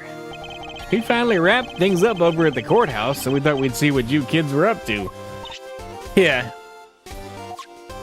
What's this? It says SS5 Incident Investigation Report. Wow. We got it that quick. When Fifi Lagarde mentioned an incident from 12 years ago earlier, I couldn't help but wonder. So I decided to look into it. And this was what Interpol provided. Nice work, Francisca. Don't get the wrong idea, Miles Edgeworth. You're no longer a prosecutor. I didn't do this for you. I did it so that a colleague could solve his father's final case. I owe you, sis. But everything related to the SS5 incident was supposed to be top secret. Yes, but that classification was applied by the prosecutor in charge of the case, Eustace Winner. He was the prosecutor in charge? Him again? Don't worry. Due to the outcome of this morning's case, he's been stripped of his authority. An outcome that was in no small part thanks to the efforts of his own son. Eustace. So in defeating his father, he made the old case file available to us? It sounds like we owe him. That's right. Hashtag winner. Prosecutor Eustace Winner is busy wrapping things up after the conclusion of the Lagarde trial. But he asked me to give you a message. Leave Dad and Lagarde to me. You focus on your case over there. He's even starting to sound like a prosecutor. Indeed he is. All right. Now that we have the case file, I can recreate the scene no problem. Excellent. Let's get started. According to the file, the incident occurred exactly where the plaza is now. Then what are we waiting for? With me, everybody. All right. April 6th, 3:25 p.m., big building. Plaza. All right, Kay, if you could set Mr. Thief in motion. Sure, looks like there's more than enough here to work with. Where do you want to start? Good question. Let's see. It seems there was an eyewitness. A freelance journalist by the name of Alf Aldown. Oh no, I get it. Alf Aldown. No!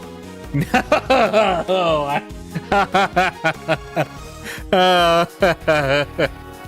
Oh, wow. But apparently, he was killed by the culprit for witnessing the kidnapping. I get it. Oh, no. Oh, he fell down. That just cracks me up. Okay. So this is where he saw it all happen, huh? Here? As in the big building? No. Construction of the big building only began a year ago. Before that, it had been a piece of abandoned property. And before that... Now we're getting to the stuff I know. Huh? 12 years ago, this place would have been the happy family home. What? Is this like an orphanage? Like for retired people? No, it was a place for children without parents. An orphanage, in other words. Oh, we're coming back. We're coming back to, oh man, I bet something is going to come up with Gusto's kid. Because Gusto abandoning his kid feels like such a plot thread that is dangling out there. The president was kidnapped from an orphanage? Yeah, and the place was run by Fifi Lagarde. She called it her happy little home. Huh? As the proprietor of the institution, I suppose it's understandable that she came under suspicion. President Wong, Eustace Winner, and Warden Lagarde. Surely the SS5 incident must be related to our current case. Kay, could you enter the data relating to the murder of Mr. Aldown? It seems sensible to assume that he was killed by whoever kidnapped the president. So if we solve the murder, we solve the kidnapping? Nice! All right, we're counting on you.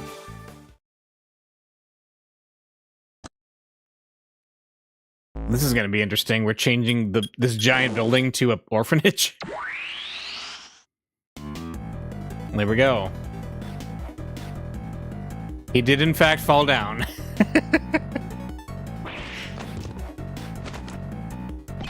What the heck is this? When did I grow to become so blasé towards people's reactions to Mr. Thief? What we're seeing here is the front yard of the orphanage as it was 12 years ago. At least as far as the police reports describe it. Yeah, this is how it looked when they started investigating at 7 a.m. the morning after the murder. And it seemed that it had been snowing. Yeah, from what I heard, the footprints wound up bringing pretty important evidence. The snow fell in the daytime the previous day. In other words, before the incident occurred. Meaning that none of the relevant footprints would have been obscured by new snow. I think we'll need to pay these footprints some special attention. Begin investigation. Okay. I'm gonna take a real short break and be right back, and we'll get into the investigation proper. So I'm gonna save. Okay, we're finally in the middle. That's great. Okay. Be right back.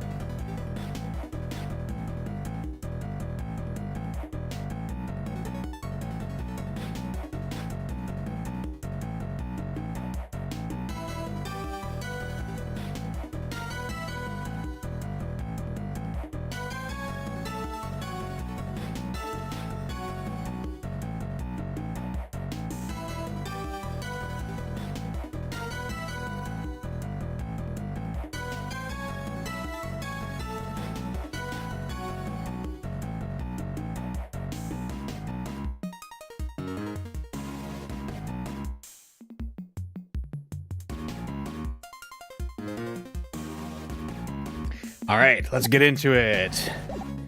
Investigating from Mr. Thief. Wow, I can walk into a 3D space that a building is currently covering. I love it. What about this? An igloo shaped like a bear. The perfect balance of cuteness and scariness. I guess you could call it a bigloo. It is quite large. You could probably fit as many as 3 people inside it. Yeah, and they can live in there for 3 whole years. 3 years? What about the summer? Wouldn't the igloo melt? Again, say it, Mr. Edgeworth. Please, one more time. Wouldn't the igloo melt? Ah, you're no fun. The bigloo?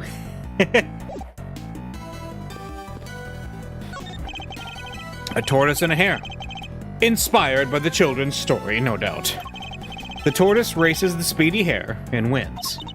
Alright, time for a K. Faraday pop-up pop quiz. Why did the hare lose the race? I'll give you 3 options. I don't need 3 options, K. He lost because he stopped to rest and fell asleep. Number 1, the hare's favorite running shoes were stolen by the Yatagarasu. Number 2, the tortoise trained with the Yatagarasu and goat so fast that he won.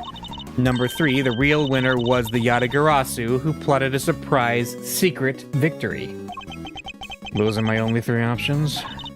Too hard? Alright, I'll give you a hint. The option you're looking for starts with a thr.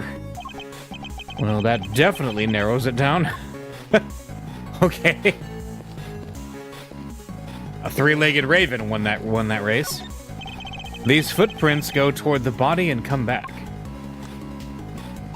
According to the case file, they're thought to be the killers. They're about a size 9. Pretty average, in other words. It seems the police weren't able to track down who the murderer was from them, though. Okay, and over here? These footprints stop by the body. I guess that means they belong to Mr. Aldown, right? His feet were pretty big. What's that, about a size 12? According to the file, they were the same size as his shoes. It's a match.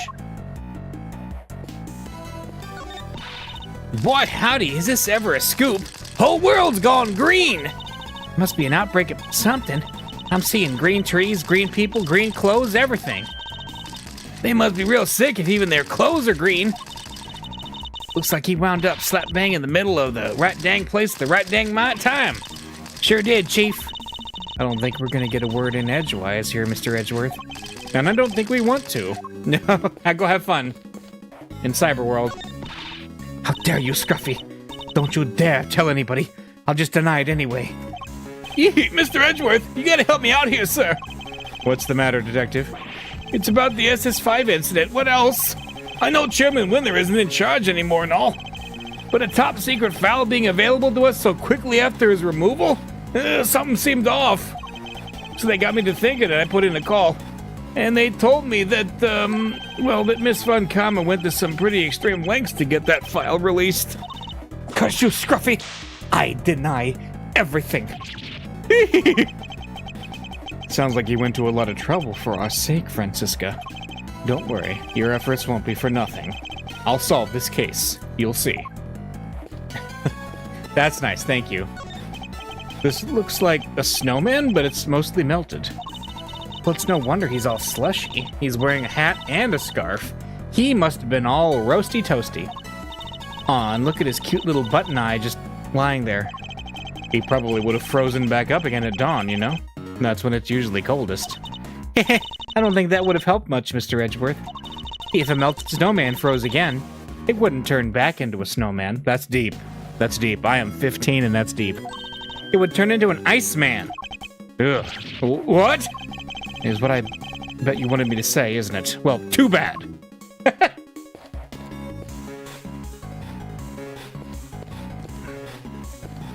But over here. It's a porch swing with an elephant's face on it. And behind it is what appears to be a motor. You know what every dedicated swing fiend always wonders, don't you? If they can swing all the way over the top and back again, maybe a motorized swing could finally make that dream come true. Wouldn't that be a little dangerous? And what dream isn't, huh? Nothing ventured, nothing gained. true, but hardly applicable in this case. The snowman of Theseus. It really is, isn't it? Man, if you put the snowman back together, is it really the same snowman? There are burn marks on this pillar here. The report says there was a fire sometime on the evening of the incident. A fire? Let's see. Where was it again? Ah, yeah. One of the orphans set a fire with some kerosene. Some sort of prank, probably. They sound like a lively bunch, possibly too lively. It seems their antics spoiled our chances of finding any footprints near the entrance of the building. Got it. Okay. Oh yeah. What do you want? We can talk to him, but I'm going to talk to him later. Can we do the same with Gavel? Yeah. Can I help you, Mr. Edgeworth? We'll talk in a bit. And what about Eddie? Looks chiller than your chillest lookout here, Malzarino. Somebody might have to warm me up. Could you maybe take this a little more seriously, Mr. Fender? For you, K-Meister? Anything. Can't believe this whole sorry tale began right here. Kinda crazy, right? Yes, it is a little. What were Fiefs and the chairman up to, though? Where were they going with all this? Where indeed. I'd very much like to know that myself. And I'd very much like to know when you two are going to admit how much you love your Uncle Eddie. Ha! Not anytime soon. Come on, Mr. Fender. You're not taking this seriously at all. He did for about 3 sentences, which is something of a record. What about over here? Okay. Al Faldown, the man who witnessed the president's kidnapping. What exactly did he see? I based this part of the recreation on one of the crime scene photos. It seems he suffered a blow to the back of the head. Yeah, from that brick right there. They figured it must have been taken from here in the yard. It looks like the blood flowed from the head wound and spread over the surrounding area. Here, a gift for you. This is Mr. Aldown's autopsy report. Mr. Aldown's autopsy report, data jotted down in my organizer. I must scour the scene and inspect anything that catches my attention. Here we go. What about this? Is that a lion, whatever, lion lily? Somebody's dropped a yellow flower here. I think this one symbolizes the desire to steal treasures. Okay, you can't just make these things up. What we can say is that it looks to be different from all the other flowers in the planter. Huh? So what's it doing here? What indeed? We should examine the planters, too. I must be right. Somebody must have stolen it. It's a stolen treasure. Okay. I think this one might actually symbolize the growing anger of a former prosecutor. What about this? This cell phone must have belonged to the victim. You're right. Yeah. It says here in the file that Mr. Aldown made a call while he was watching the kidnapping. A call? To whom? His girlfriend. Seems he called her when he saw that the president was there. But she didn't pick up, so he left a message.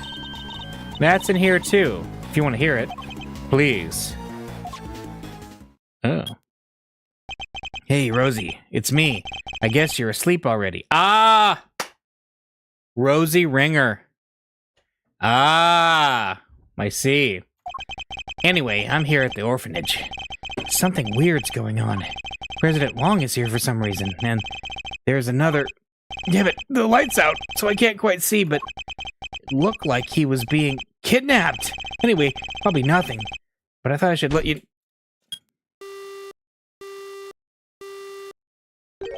What were those sounds at the end? He must have been attacked while he was still on the phone. Agent Wong, can I ask you something? Mr. Aldown's girlfriend, what was her name? Ringer. Rosie Ringer. At least that's what I heard. Oh, just as I thought. Wait, you mean... Her revenge for what happened 12 years ago. All Miss Ringer was left with were the memories and personal effects of her lover, and so seeking revenge on Chairman Winner, she made her appearance at the auction.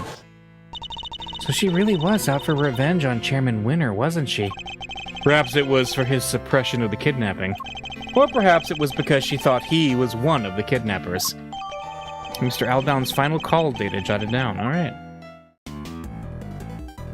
Interesting. The brick. This was the brick used in the murder. All right. There's stuff made of bricks all around the yard here. They probably took it from somewhere nearby, huh? Maybe. So the victim was carrying a camera. Oh yeah, according to the file, they recovered a picture. Yeah, here we are. It's the president, right? And somebody's pointing a gun at him. This must be what Mr. Aldown witnessed. Wait, why is there handprints on the snowman? I just noticed. So the person in the trench coat is the kidnapper? Yes, I imagine they were trying to conceal their identity. But if Agent Long's father's theory was correct, the person wearing that trench coat is Warden Lagarde. How come they only found the one picture? He probably wasn't able to take any more before he was attacked. Mr. Aldown's photo, data jotted down in my organizer, okay? Okay. Let's look at the body then. Alf Aldown, freelance journalist. Killed after witnessing the kidnapping of President Long. Even in the recreation, it's pretty gruesome, huh? It's even worse than the actual crime scene photos. That's a lot of blood. It seems mostly to have come from the back of his head. As you can see, the area is completely caked. Yeah, the autopsy report says that's where he was hit with the brick. Indeed. I imagine his attacker must have snuck up on him from behind. It looks as if he's clutching something in his right hand. Oh yeah, they mentioned that in the file somewhere. Let's see. According to this, it was a button. A button torn from the attacker's clothing, perhaps. A bloody butt. Okay, the blood is his. Got it. So we got that. Let's just hover around and make sure... Oh! Footprints were a key part of this case. There was information about the shoes in the file, correct? Yeah, let's see. They're a size 12. Feet were clean. No corns. No athlete's foot. Beige socks. Thermal underwear in the same color. He dressed old guy style. Okay. Brighter socks had really made that outfit pop. Why not live a little? And that's it for the fashion rundown. Shout out to whoever left those amazingly helpful comments. And here I thought it was going to be a plain old investigation report. Alright, so we got his shoes. We got that. We got the phone. Yep. Alright. I think that's it then for this section. Right? Or what? I don't believe there is any more to be found here. Okay, thank you, Edgeworth. I appreciate your frankness here. And then there's Long. We can talk to Long, okay. 3 planters covered with snow. Is anything the matter, Agent Long? Yeah, something's not right. Well, I wasn't able to look at the case file until now. Indeed. You have Chairman Winner to thank for that, it seems. Yeah, but what's weird is I've seen this scene somewhere before. Oh, you mean the 3... Oh, wait a minute. These monster footprints were the planters. This is where the planters were. That's what he was trying to get at. Yeah, these were planters. I get it now. What? But where? I keep thinking I've got it, but then it's gone. He appears to be lost in his efforts to remember. Perhaps I should leave him alone for now. Or I can talk to him. How about the Yatagrasu pin? That's the pin your assistant always wears, right? Yep, it represents nature's toughest and fiercest creature, the Yatagrasu. Pretty cool, right? Oh, is this the same, Okay, they're just gonna talk about the tiger versus the... Or the wolf versus the raven.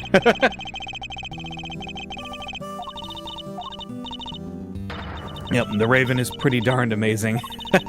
That's Long Z's wisdom. Long Z has a statement for everything, including a diss. I haven't had to endure an argument like this since elementary school. How about your father and the president? President Wong changed after the SS5 incident. I guess he felt his trust had been betrayed. I can understand that. But to cut ties with my family completely, after how close we'd been all through all those years, my father was desperate to make amends, to just get one chance to say sorry. But no matter how many times he tried to get an audience with the president, he couldn't. He couldn't even convince him to take a letter to him. One time he came home covered in bruises. Who knows from where? A bodyguard, maybe? Sorry, there's no point in making you sit through old stories that won't change anything anyway. I'll be the judge of that. As warm and fuzzy as ever, I see. Not that I expected any different. The SS5 incident. That case ruined my father, and my family too. The people who failed to keep the president safe.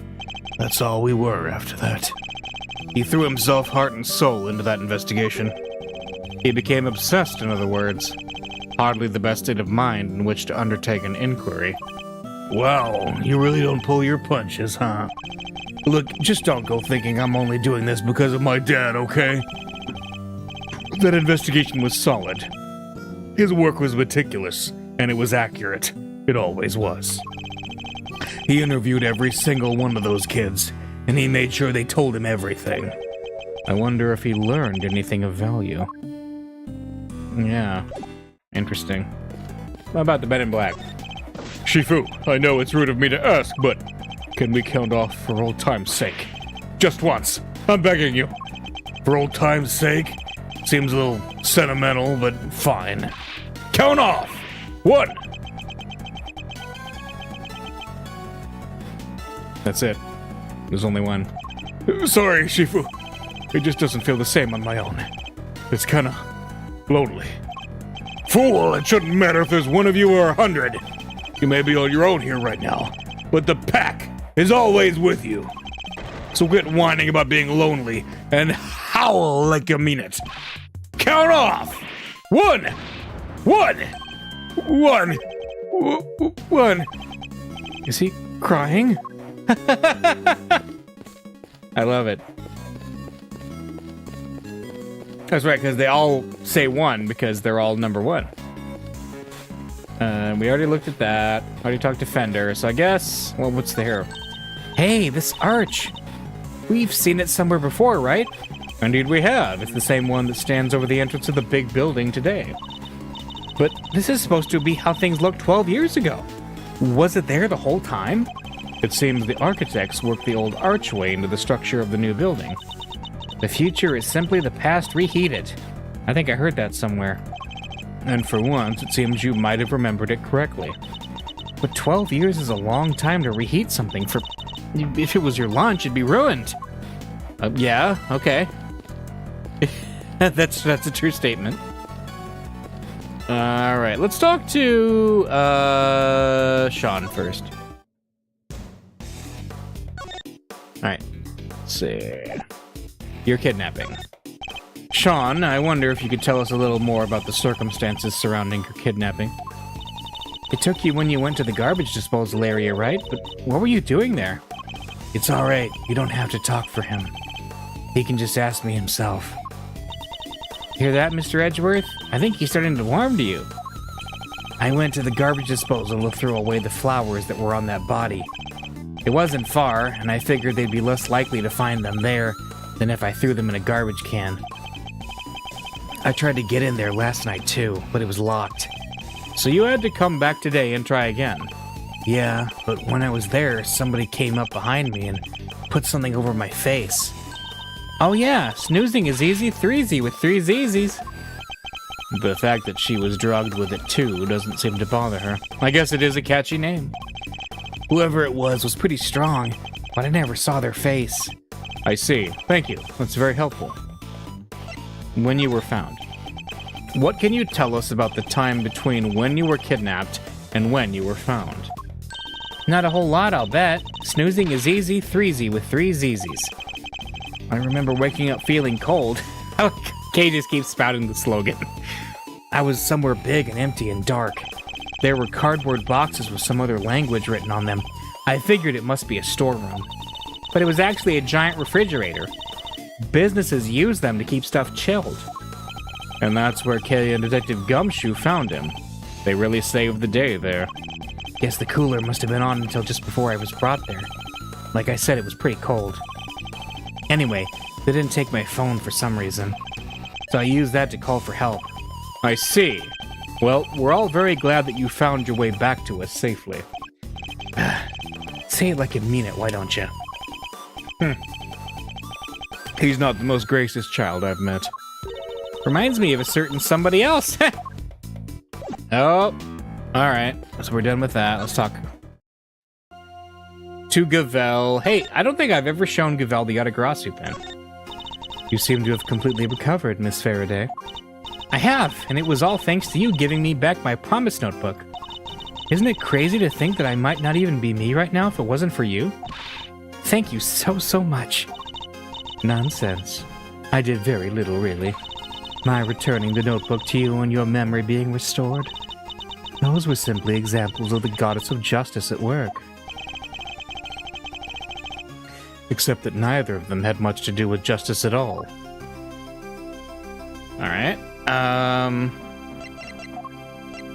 Anything else we could talk to? Not really, I don't think. Let's just do Shanfen. I cannot thank you enough for returning Sean safely to me. I can hardly bear to imagine how I would have felt if he had not come home. Hey, old guy, can't you see you're upsetting her? That was not my intent at all. Look at our little knight in shining armor, defending his mom's honor. Shut up. I wouldn't have too if you didn't keep... That's enough, Sean. Mr. Edgeworth, if you'll allow me, I would like to apologize again. I failed in my duty as a servant of justice. I will not ask you to forgive me. I only ask that you understand that I... Judge Gavel, I don't presume to know the goddess of justice as well as you do, but she was a mother, was she not, of other gods and goddesses? She was. Their judgment requires personal circumstances to be taken into account. I'm sure she would understand. Perhaps your beloved goddess is more merciful than you give her credit for. Thank you, Mr. Edgeworth. Huh. What are they even talking about? Don't worry, Sean. I don't have a clue either. That's good. That's good. I'm glad. Warden Lagarde's trial. So things are finally settling down after Warden Lagarde's trial. It would seem so. Sentencing is still to come, but the guilty verdict should still stand. And do not worry, Eustace Winner's connection to the case will be thoroughly investigated. Have faith, Mr. Edgeworth. Eustace is a changed man. Indeed. He simply had some growing to do, but then don't we all, Kay included? Kinda feel for him now. I said some pretty mean things, but I'll make it up to him next time I get the chance. And I am sure that chance will come. But for now, indeed, we need to focus on the case at hand. Alright. Do we have any logic bits to talk about? 3 footprints. Brick used in murder. Alright. We don't have anything yet. 3 footprints has just been like a lingering clue forever. I think it has something to do with, let's see. What about this? These planters. According to the case file, the yard stretched around 3 sides of the orphanage. Ah, and there were 3 planters on each side. Yes, planters arranged in a very particular pattern. One we've seen somewhere before. Aha! Shame there aren't many flowers, but I guess it was the middle of winter. Yes, but look at that one. It's brightly yellow. Weird, how come there's only one? Wait, it looks like somebody dropped it. That's a lion lily, if I'm not very much not mistaken. A rare member of the family Liliaceae. A lion lily, you say? Wait, didn't Judge Gavel give President Wong some lion lilies? What is the same flower doing here? This can't be a coincidence, can it? I believe this particular cultivar is from Asia, where it's said to symbolize the bond between parent and child. I wasn't aware you were so knowledgeable when it came to flowers, Francisca. Ha! What I just told you is common knowledge. Perhaps you just need to read a little more. But, I think... 3 footprints. Planters. Do it.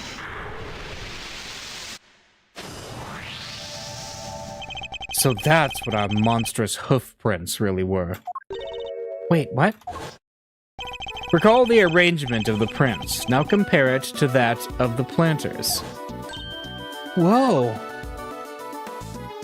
That's right. I believe the footprints are located exactly where our planters once stood. So Chairman Winner was digging around the front of them? He was. And why might he have been doing that? We have a piece of evidence in our possession that answers exactly that question. Which piece of evidence shows why Chairman Winner might have been digging in front of his planters? Well, it's the evidence, right? Because it's the,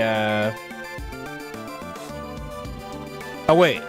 Yeah, the evidence. The report, right, I traded the package we laid to rest 12 years ago. I'm sure it's still right in front of the planter where we left it. Yeah. Recall, if you will, the report that Warden Lagarde sent to Chairman Winner. In it, she mentioned something that had been laid to rest in front of a planter. You think she was telling him where to dig? Wait, but why 3 holes? Because the report didn't specify which of the planters she meant. I get it, so he wasn't sure which one it was. Which meant he had to try and dig up all 3. I imagine so, yes. Poor Chairman Winner. But why go to all that trouble? What was he looking for? Uh-huh. I think about all we can learn from the scene from now. That's about all we can learn from the scene for now. Alright, how about I try to show you how things looked earlier on that night? That would be very much appreciated. Could you take us back to the moment at which the victim witnessed the kidnapping? Sure, I'll use the photograph he took. Here goes nothing. Work out on Mr. Thief.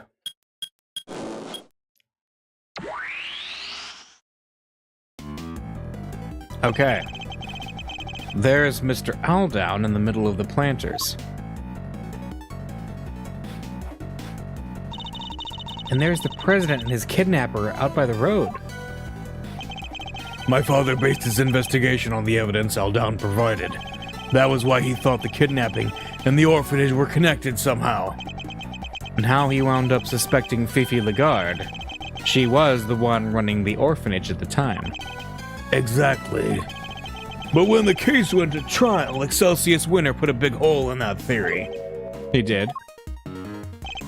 Yeah, after all, the president and the kidnapper weren't actually on the grounds of the orphanage. So it was hard to conclusively prove any kind of connection. Huh. So they were never seen inside the gates of the orphanage. Detectives bust a gut to find evidence on the scene, and then prosecutors come along and twist it to their own ends. Winner and Lagarde were working together. They had some kind of deal, I'm sure of it. So you're saying that Chairman Winner was working with the kidnapper? Was Winner involved? Okay. Your father was convinced that Lagarde was the culprit, correct? And you say he was a gifted and thorough investigator. Then he must have had more to support his theory than just Mr. Aldown's message, surely. Yeah, he must have. I just don't know what it was. It wasn't exactly a case he liked talking about. Agent Long's father, Da Long Long, trusted ally and confidant of President Wang. He discovered truths that were subsequently suppressed by Chairman Winner. Our first priority should be to find out what they were. Alright, so we're at the incident at 1:15 a.m. Well, here's our Danganronpa killer here, so let's look at him. Mr. Aldown took his picture of the president's kidnapping from here, and then called Rosie Ringer, by which point his killer must have already been approaching from behind, with a brick in their hand ready to strike. Alright. See, Mr. Aldon took his picture. Well, the blood's still there, too. So the other change... Wait. A tortoise and a hare. A tortoise... This is the same thing. Yeah, we did this one already. He lost because he stopped to rest and fell asleep. Yup. And his running shoes were stolen by the Atagarasu. Yes. I remember this. From, just recently.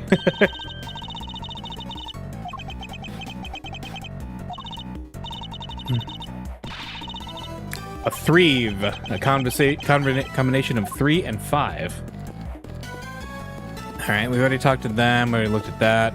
So our main thing we're looking at, I think, that's different.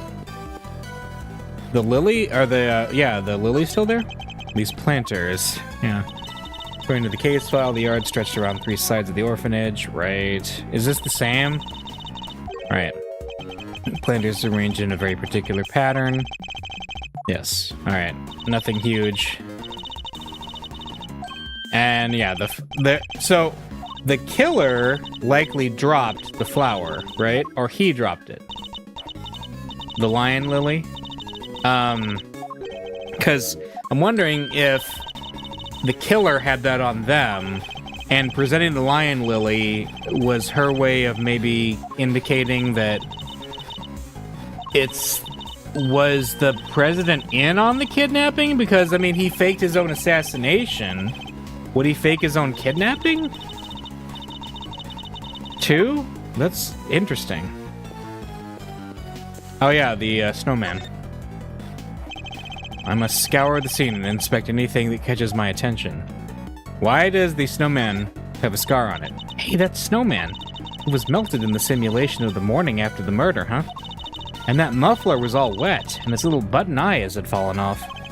Indeed, it still looked reasonably healthy at this point. Oh, the button! Although not entirely, I can see one thing that's missing. Oh, poor guy. I bet some kid took it as a stupid prank. Not a bad piece of thieving, though. Maybe they had potential. You think one of the orphans took it? I'm not so sure. In fact, I think it was grabbed by somebody else entirely. Aha, we'll deduce that in a minute. The president's kidnapper.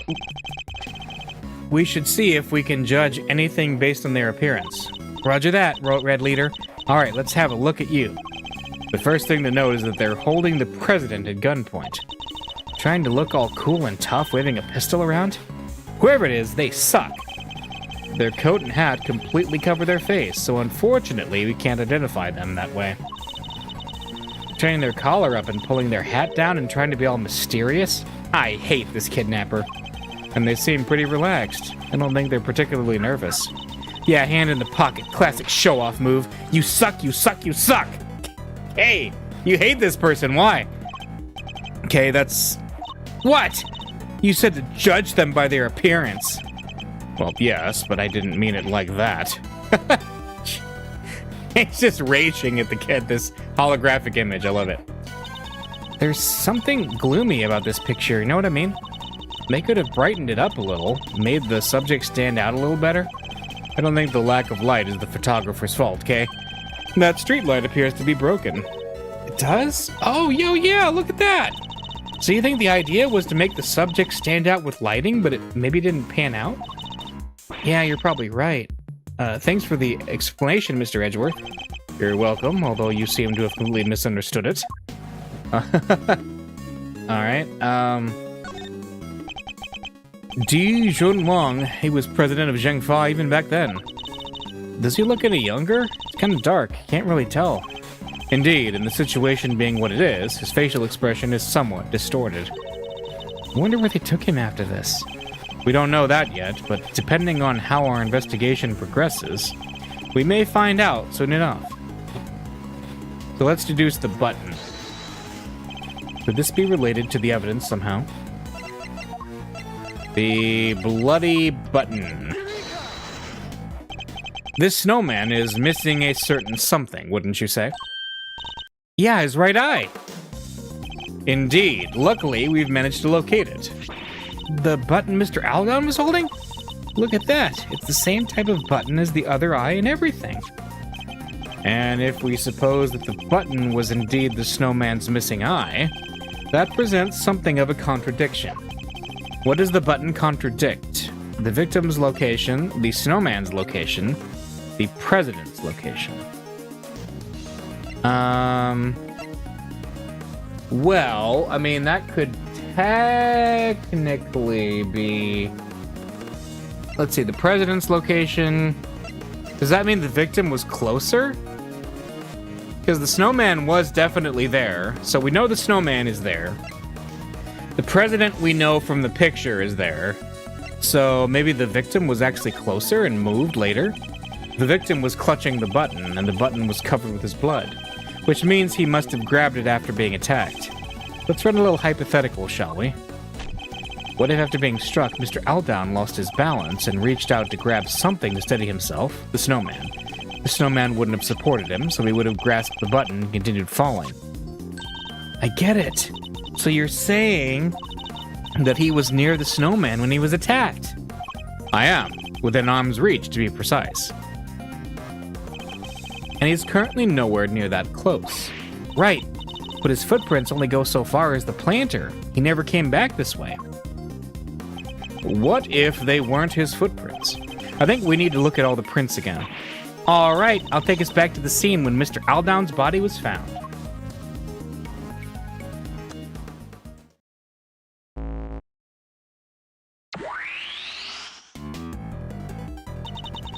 But the footprints on the left definitely matched up with Mr. Aldown's shoes, right? So what's the deal? Let's take another look and see if we can figure it out. Can we really be sure that these are Mr. Aldown's footprints? Well, they're the same size, a 12, which is pretty big, and the prints match his shoes. Hey, I'm a size 12. Let's not size shame. They also go straight to the middle of the planters where his body was found. But as we've established, when he was attacked, he fell and grabbed the button from the snowman. Well, being a great thief, I know a few contortionist tricks, but that would be way beyond even me. Some average Joe stretching his arms that far? Basically impossible. I think we can be reasonably certain that the prints were made by the shoes the victim was wearing. But can we be certain that they were actually the victim's shoes? Perhaps we should take another look at them. Let's look. I must scour the scene and nooks and crannies, etc., etc. Let's see. These shoes, as the case file says, they match the footprints, but... These aren't the victim's shoes, I'm sure of it. What do you mean? Look at how the laces are tied. Don't they look a little strange to you? What's more, they don't appear to fit properly. Oh. So these prints, they go right up to where the victim was found, and they stop right by his feet. But they didn't actually belong to him. So are the prints by his head his? The ones that lead away and come back? No, I don't think so. They're too small. So neither set belongs to him? How did he get here? That's easy enough. He didn't walk. He was carried by the killer. Ah. So then where did the murder take place? Was it really over by the snowman, as we suspect? That could be. That's important evidence. What about the snowman? I think Mr. Aldown's body was moved. How else do we explain the button clutched in his hand? And that would suggest that he was killed somewhere near the snowman. I better take a closer look. I must scour the scene and inspect anything that catches my attention. Alright, the footprints? Size 9 footprints going toward the body and away from it. The case file says they must have belonged to the murderer. They grow fainter as they get closer to the orphanage gates. That's just because there's less snow over here now. Be that as it may, it certainly doesn't help in matching the prints up with a name and face. Right? But over here. Poor snowman. He's not looking good. It can't be helped. Snow and ice eventually melt. That's just how it is. And so do mysteries. All we have to do is wait. The snowman of the case will melt into the clear water of the truth. All you have to do is wait, Kay. I have to work to solve these mysteries. That's right, Kay. We gotta actually use our noggins. So there are planters outside the orphanage gates, too. Ah, look, they planted stuff that flowers in winter under all that snow. Indeed, a little frigid, but tasteful nonetheless, even if this is a simulation. Yes, indeed. A bit frosty looking, but tasty nonetheless, for a simulation. Ah, missing brick. Huh? Look, there's a brick missing here. Yep. The rest of the brickwork looks fine. Strange that just this one is missing. Yep, I wonder what that's about. Alright, is that everything here? Yes. Alright. Well, we talked to everybody. I believe so. So now we gotta do some logicking. Alright. Missing brick and brick used in murder, for sure. So brick used in murder, missing brick. Yeah. It seems quite likely that the missing brick was the one used in the murder, wouldn't you say? Oh yeah, now that you mention it, they're the exact same shape and size. Alright. Brick from the snowman. Brick used in Aldon's murder was taken from right next to the snowman. And the body was moved. Right? Yeah, those connect. I think we have to conclude that the murder actually happened over by the snowman. Right, the button came from there, and the brick too. Indeed, and what's more, if the murderer took the brick from right by the snowman, and then tried to sneak up on the victim all the way over by the planters, Mr. Aldon would have seen them right away. Exactly. I think we need to update the simulation, okay? Mr. Aldon wasn't standing by the planters. He was next to the snowman. Gotcha. Alright, here goes. Nice. Yeah, no matter how you look at it, this just doesn't work, huh? Indeed. Everybody who was present is in exactly the same spot. So, where did we go wrong? One of the pieces of evidence on which we based our simulation must be the source of the problem. What if one of them was faked somehow? The picture. Which one was it? It's gotta be the picture. The picture is wrong. Can we really be certain that this picture was taken by Mr. Aldon? Huh? What do you mean? We know that whoever killed him moved his body, but why would they have done that? But if they wanted to make it seem like he saw something he didn't? And then they took the photo to help back up the lie? They had the president at gunpoint. They could easily have forced him to pose for the picture. He would have had no choice but to comply. Hey, now that you mention it, we only recovered one picture from Mr. Aldon's camera, right? Indeed. I imagine his killer probably removed the film that was already in there, then replaced it with another, thereby ensuring that the only picture found was the one they staged. Yeah, that makes total sense. But this picture was actually taken after Mr. Aldon was killed. No way. Mr. Aldon's photograph data updated in my organizer. Right? And there you have it. The picture doesn't show what Mr. Aldon saw at all. It seems highly likely that it was simply staged to make us believe that was the case. Wait, so where was the president when Mr. Aldon thought he saw him being kidnapped? Luckily, the photograph isn't the only piece of evidence we can use to try and figure that out. Oh yeah, he left that voicemail too. He did. I think we should listen back to it one more time, don't you? This is surely the only place where the president and his kidnappers could have been standing. Right in the middle, I think. That's where they really were? How do you figure that? Do I need a reason? What, you mean you don't have one? Yeah, that clearly wasn't it. Let's go over what Mr. Aldon said in his message one more time. He mentioned some of the stuff he could see, right? He did. Perhaps we can use that to help us figure out where they were standing. Alright. Well, look, let's see. Well, is it, over here by where the fire was? Yeah, okay. Recall this statement from Mr. Aldon's voicemail. The light's out. 2 of the lights here in the yard are broken. Yeah, he must have been talking about the one over by the building. Alright, could you update the simulation to reflect everything we've learned? Sure. Alright. So they were actually over there. And there There we have it. The kidnapper was really standing over by the building. yes, which would certainly have strengthened the theory that they were connected to the orphanage. So they moved the body and staged the photograph to distort the picture painted by the voicemail, which helped them undermine the idea that the orphanage was involved when the case went to trial.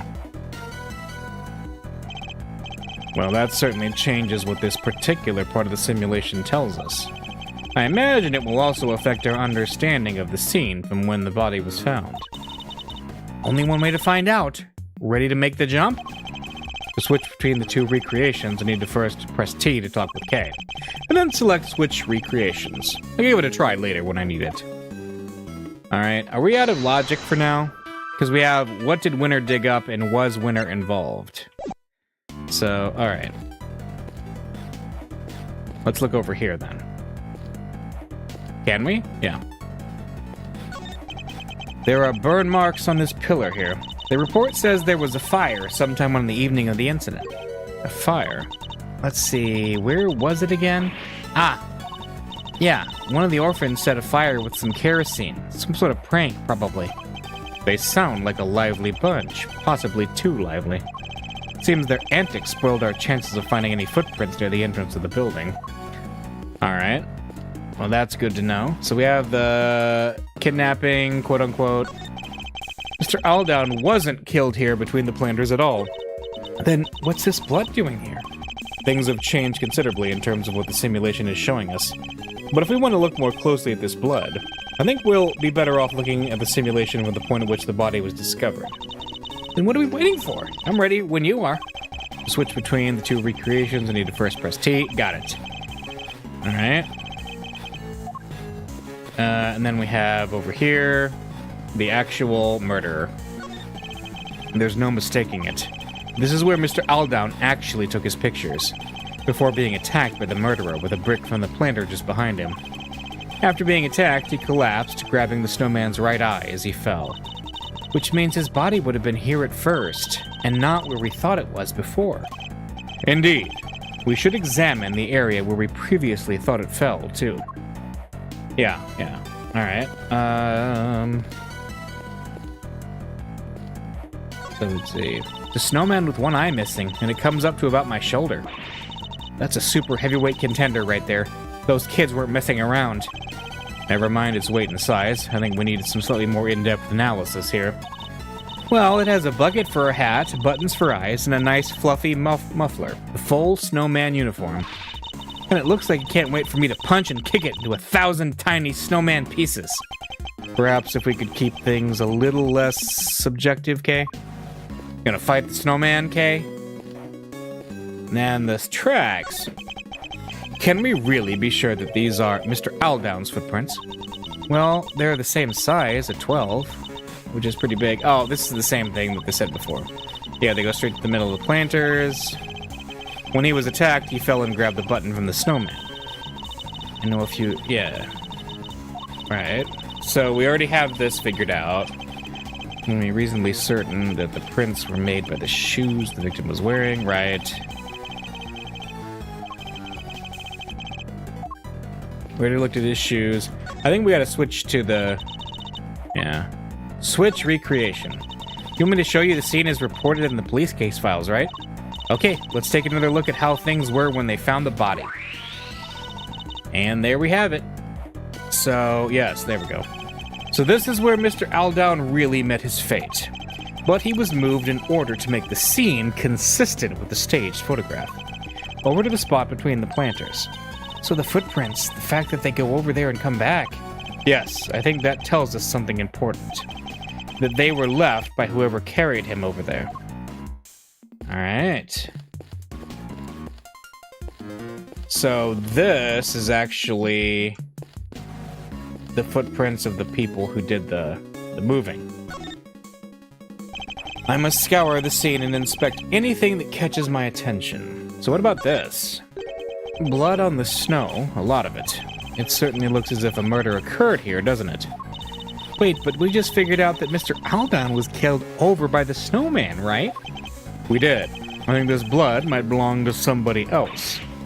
What? But the police report said the blood was Mr. Aldon's. Need I remind you that the case was overseen by Chairman Winner? The man would have had no scruples about altering the official record over something this small. But then why go to all the trouble? Couldn't he have just cleaned up the blood instead? He wasn't able to. Think about it. He knew that this was where the police would find Mr. Aldon's body. And he knew that the police would have certain scientific methods at their disposal to look for clues. Oh, you mean luminol? Yeah, they would have found traces of blood if they'd used that for sure. Exactly. He wouldn't have been able to clean it up to the point where it was undetectable. Far easier to falsify the results of any such tests when they came back in. It would simply have been a matter of replacing the official results with a doctored copy. Eh, so we've been looking at a forgery this whole time? This sucks. Wait, but it says Mr. Aldon's clothes were covered with blood too. It does, and if they were, which seems entirely believable, it suggests that whoever's blood this is, it wasn't yet dry when Mr. Aldon's body was placed here. I get it, which means that the other person's blood was spilt not long before Mr. Aldon was killed. I think it does, yes, but if that's the case, doesn't that present something of a contradiction? Yeah, okay. Mysterious bloodstain. And then, okay, so we've got a contradiction on the bloodstain. Alright. Is it related to Aldone's autopsy report? Is it the fire? Because that was my initial thought, is that the fire is what caused some of the changes in the blood. So that the blood getting blotted out by the fire means the blood happened before the fire? There's a clear contradiction here. Huh? In the bloodstain? The blood is clearly cut off where the snow was melted by the fire, which means that the blood in question was spilt before the fire was started. Huh? But the fire happened before the murder, no? If we choose to believe the case file, yes. But if the fire was actually set after what happened here, The kid who lit it might have been seen something. then why isn't there a witness statement? Because that would have challenged Chairman Winner's version of events. We need to know more about this fire. You! Yes, Shifu. The fire might have been reported to the police, which means there might be a record of it. Go see if they have anything and bring everything you find back here right away. Understood, Shifu. I'll get right on it. One more thing. What is it, Shifu? Contact my family back in Zhengfa. Tell them to search my father's office. There should be something there related to the case. There should? What kind of something, exactly? I told you I'd seen this scene somewhere before, didn't I? Well, I've remembered where. It was in my father's office. He had a picture of it. Or at least of something very much like it. What? It looked like it was drawn by a child. Possibly a child from the orphanage. Possibly even the child who set the fire. It should still be there somewhere. Tell them to send it right away. Okay. Yes, Shifu.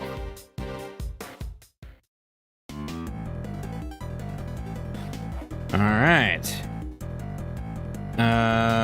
Do we have any more logicking we can do? Not really.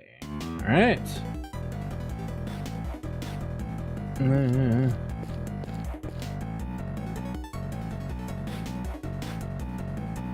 So, anything else that we are missing?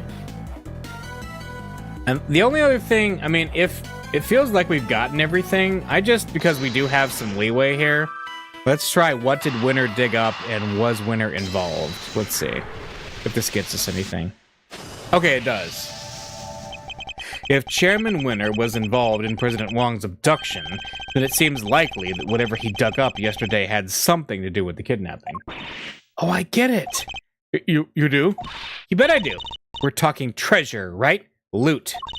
He must have been digging up the ransom money. The ransom money?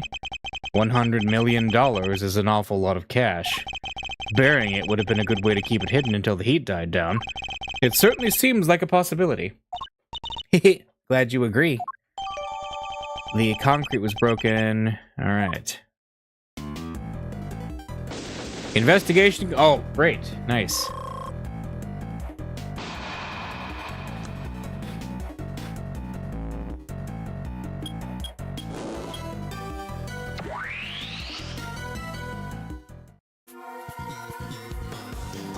Shifu, I'm back. I brought everything the police had on the fire, and I also brought the picture from your father's office. Oh, and one more thing. About time! What kept you, huh? Well, hand it over! Let's take a look at this mysterious picture, shall we? What? This is it. This is the picture I remember. Is that Canis? That looks like Canis. Could this be a depiction of something that happened on the night of the incident? It sure looks like a kid drew it, huh? Yeah? Yes, and I'm willing to bet it's the work of the child who set the fire. Child's drawing, alright? A picture drawn by the child who caused the fire during the incident 12 years ago. It depicts what he saw the night of the incident. Shifu, this... What now? Look, you'll have to wait, okay? Well, Mr. Prosecutor? Why do you think my father kept this? I imagine he acquired it at some point during his investigation. Although I have no idea why he would have chosen to keep it to himself. Could we see the case file for the fire, too? Sure, here. If you'll just give me a moment to read through it. It seems the boy who started the fire snuck out of bed on the evening of the incident. And then disappeared several days later. What? Must have been because he saw something, right? No, a kid? Really? That's horrible. But sadly not unimaginable. Huh? Looks like the kid left something behind that was put into evidence. What's this? It's the other piece of the Torosaurus doll. That's... But what's it doing in that case file? What is it, Mr. Prosecutor? Have you seen this somewhere before? Something very much like it, yes. We have a piece of evidence that could well be connected. Which item of evidence relates to the item the boy left behind? The Torosaurus doll. I don't know what it was doing in the evidence for that case, but it looks like that might be the missing horn from this soft toy. Hey, that was President Wong's. You've seen it before? Of course, he always kept it somewhere close by. I remember it because of the missing piece. I see. It has a special device inside that plays recorded sound when you twist the horn. Hey, do you think maybe putting the horn back on might unlock more recordings? You never know. The toy itself should still be up on the 51st floor. Hey, you heard the man. Yes, Shifu. I'll go fetch it right away. Here it is, Shifu. The Torosaurus doll, just like you asked. Good work. Hand it to the prosecutor over there. Well, does the horn found at the orphanage fit the president's plushie? It fits perfectly. And any more recordings on there? Hi, Dijun. Sorry, President Wong. It's me, Amelie. I know it's been a while. I saw in the news that you were visiting the country soon. And I didn't know whether I should get in touch at all, but in the end I decided I had to. Turn it off right now. Huh? What's gotten into Judge Cavell? Are you okay? Just turn it off, please! You see, I had a baby. A beautiful little boy. You're a beautiful little boy. I'm sorry, that's pretty much all I wanted to tell you. Oh, except I called him Sean Fenn. It has a nice ring to it, don't you think? No! Sean Fenn? The kid? And also that I'll be at the orphanage on the evening of the 9th. I'll be waiting in the front yard. I thought you could meet him if you like, even if it's only just this once. I know you're a very busy man, but anyway, that's where we'll be. Goodbye.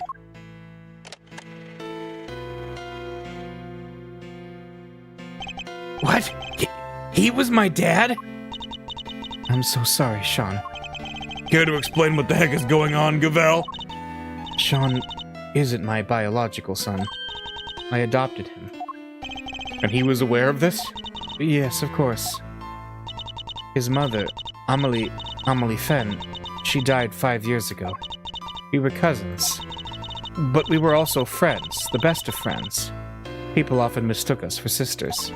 And so, when she died, it seemed only natural that Sean should come and live with me.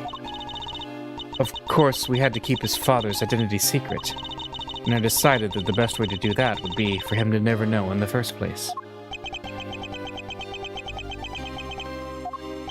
That's quite a lot to learn from a recording made on a seemingly innocent toy.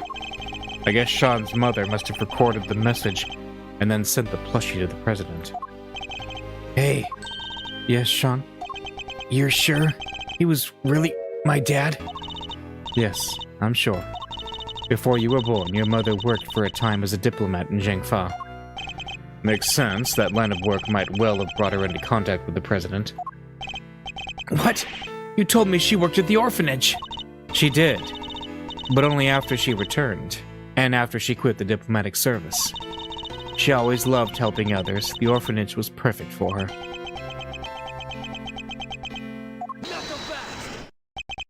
Sorry, Judge Gavel, but I have to ask. Amelie, the lady who asked the president to come. Why didn't she show up herself? Why isn't she anywhere in the files related to the SS5 incident? She never made it to the rendezvous that night. Someone was tailing her. I'll bet that was Chairman Winner's doing. Though sadly, we can't prove it. And because she couldn't make it, she never saw the president again. Then she died 5 years ago. This can't be easy for Sean. Hey, Sean, are you thirsty? We could go get a soda. My treat, okay? Come on, I think I saw a vending machine over... You think I can't buy myself a soda?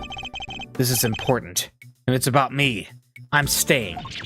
Oh, that didn't work at all. Sean, perhaps now you can guess why I met with the president 2 nights ago. So that's it. That was the big secret. I wanted to tell him face to face that Amelie was gone, but also that you were alive and well. More than well. But Makes sense now. No wonder Judge Gavel was so keen to avoid sharing the details of their meeting. Yeah, she would have had to share the truth about Sean, too. That's why I took the lion lilies with me, so there would be no doubt that I knew Amelie, and that I knew her well. These flowers bore a special significance for the two of them, you see. President Wong gave Amelie a bouquet of lion lilies in the early days of their romance. But now he, too, is dead. If only he had lived, Sean might finally have been able to get to know him.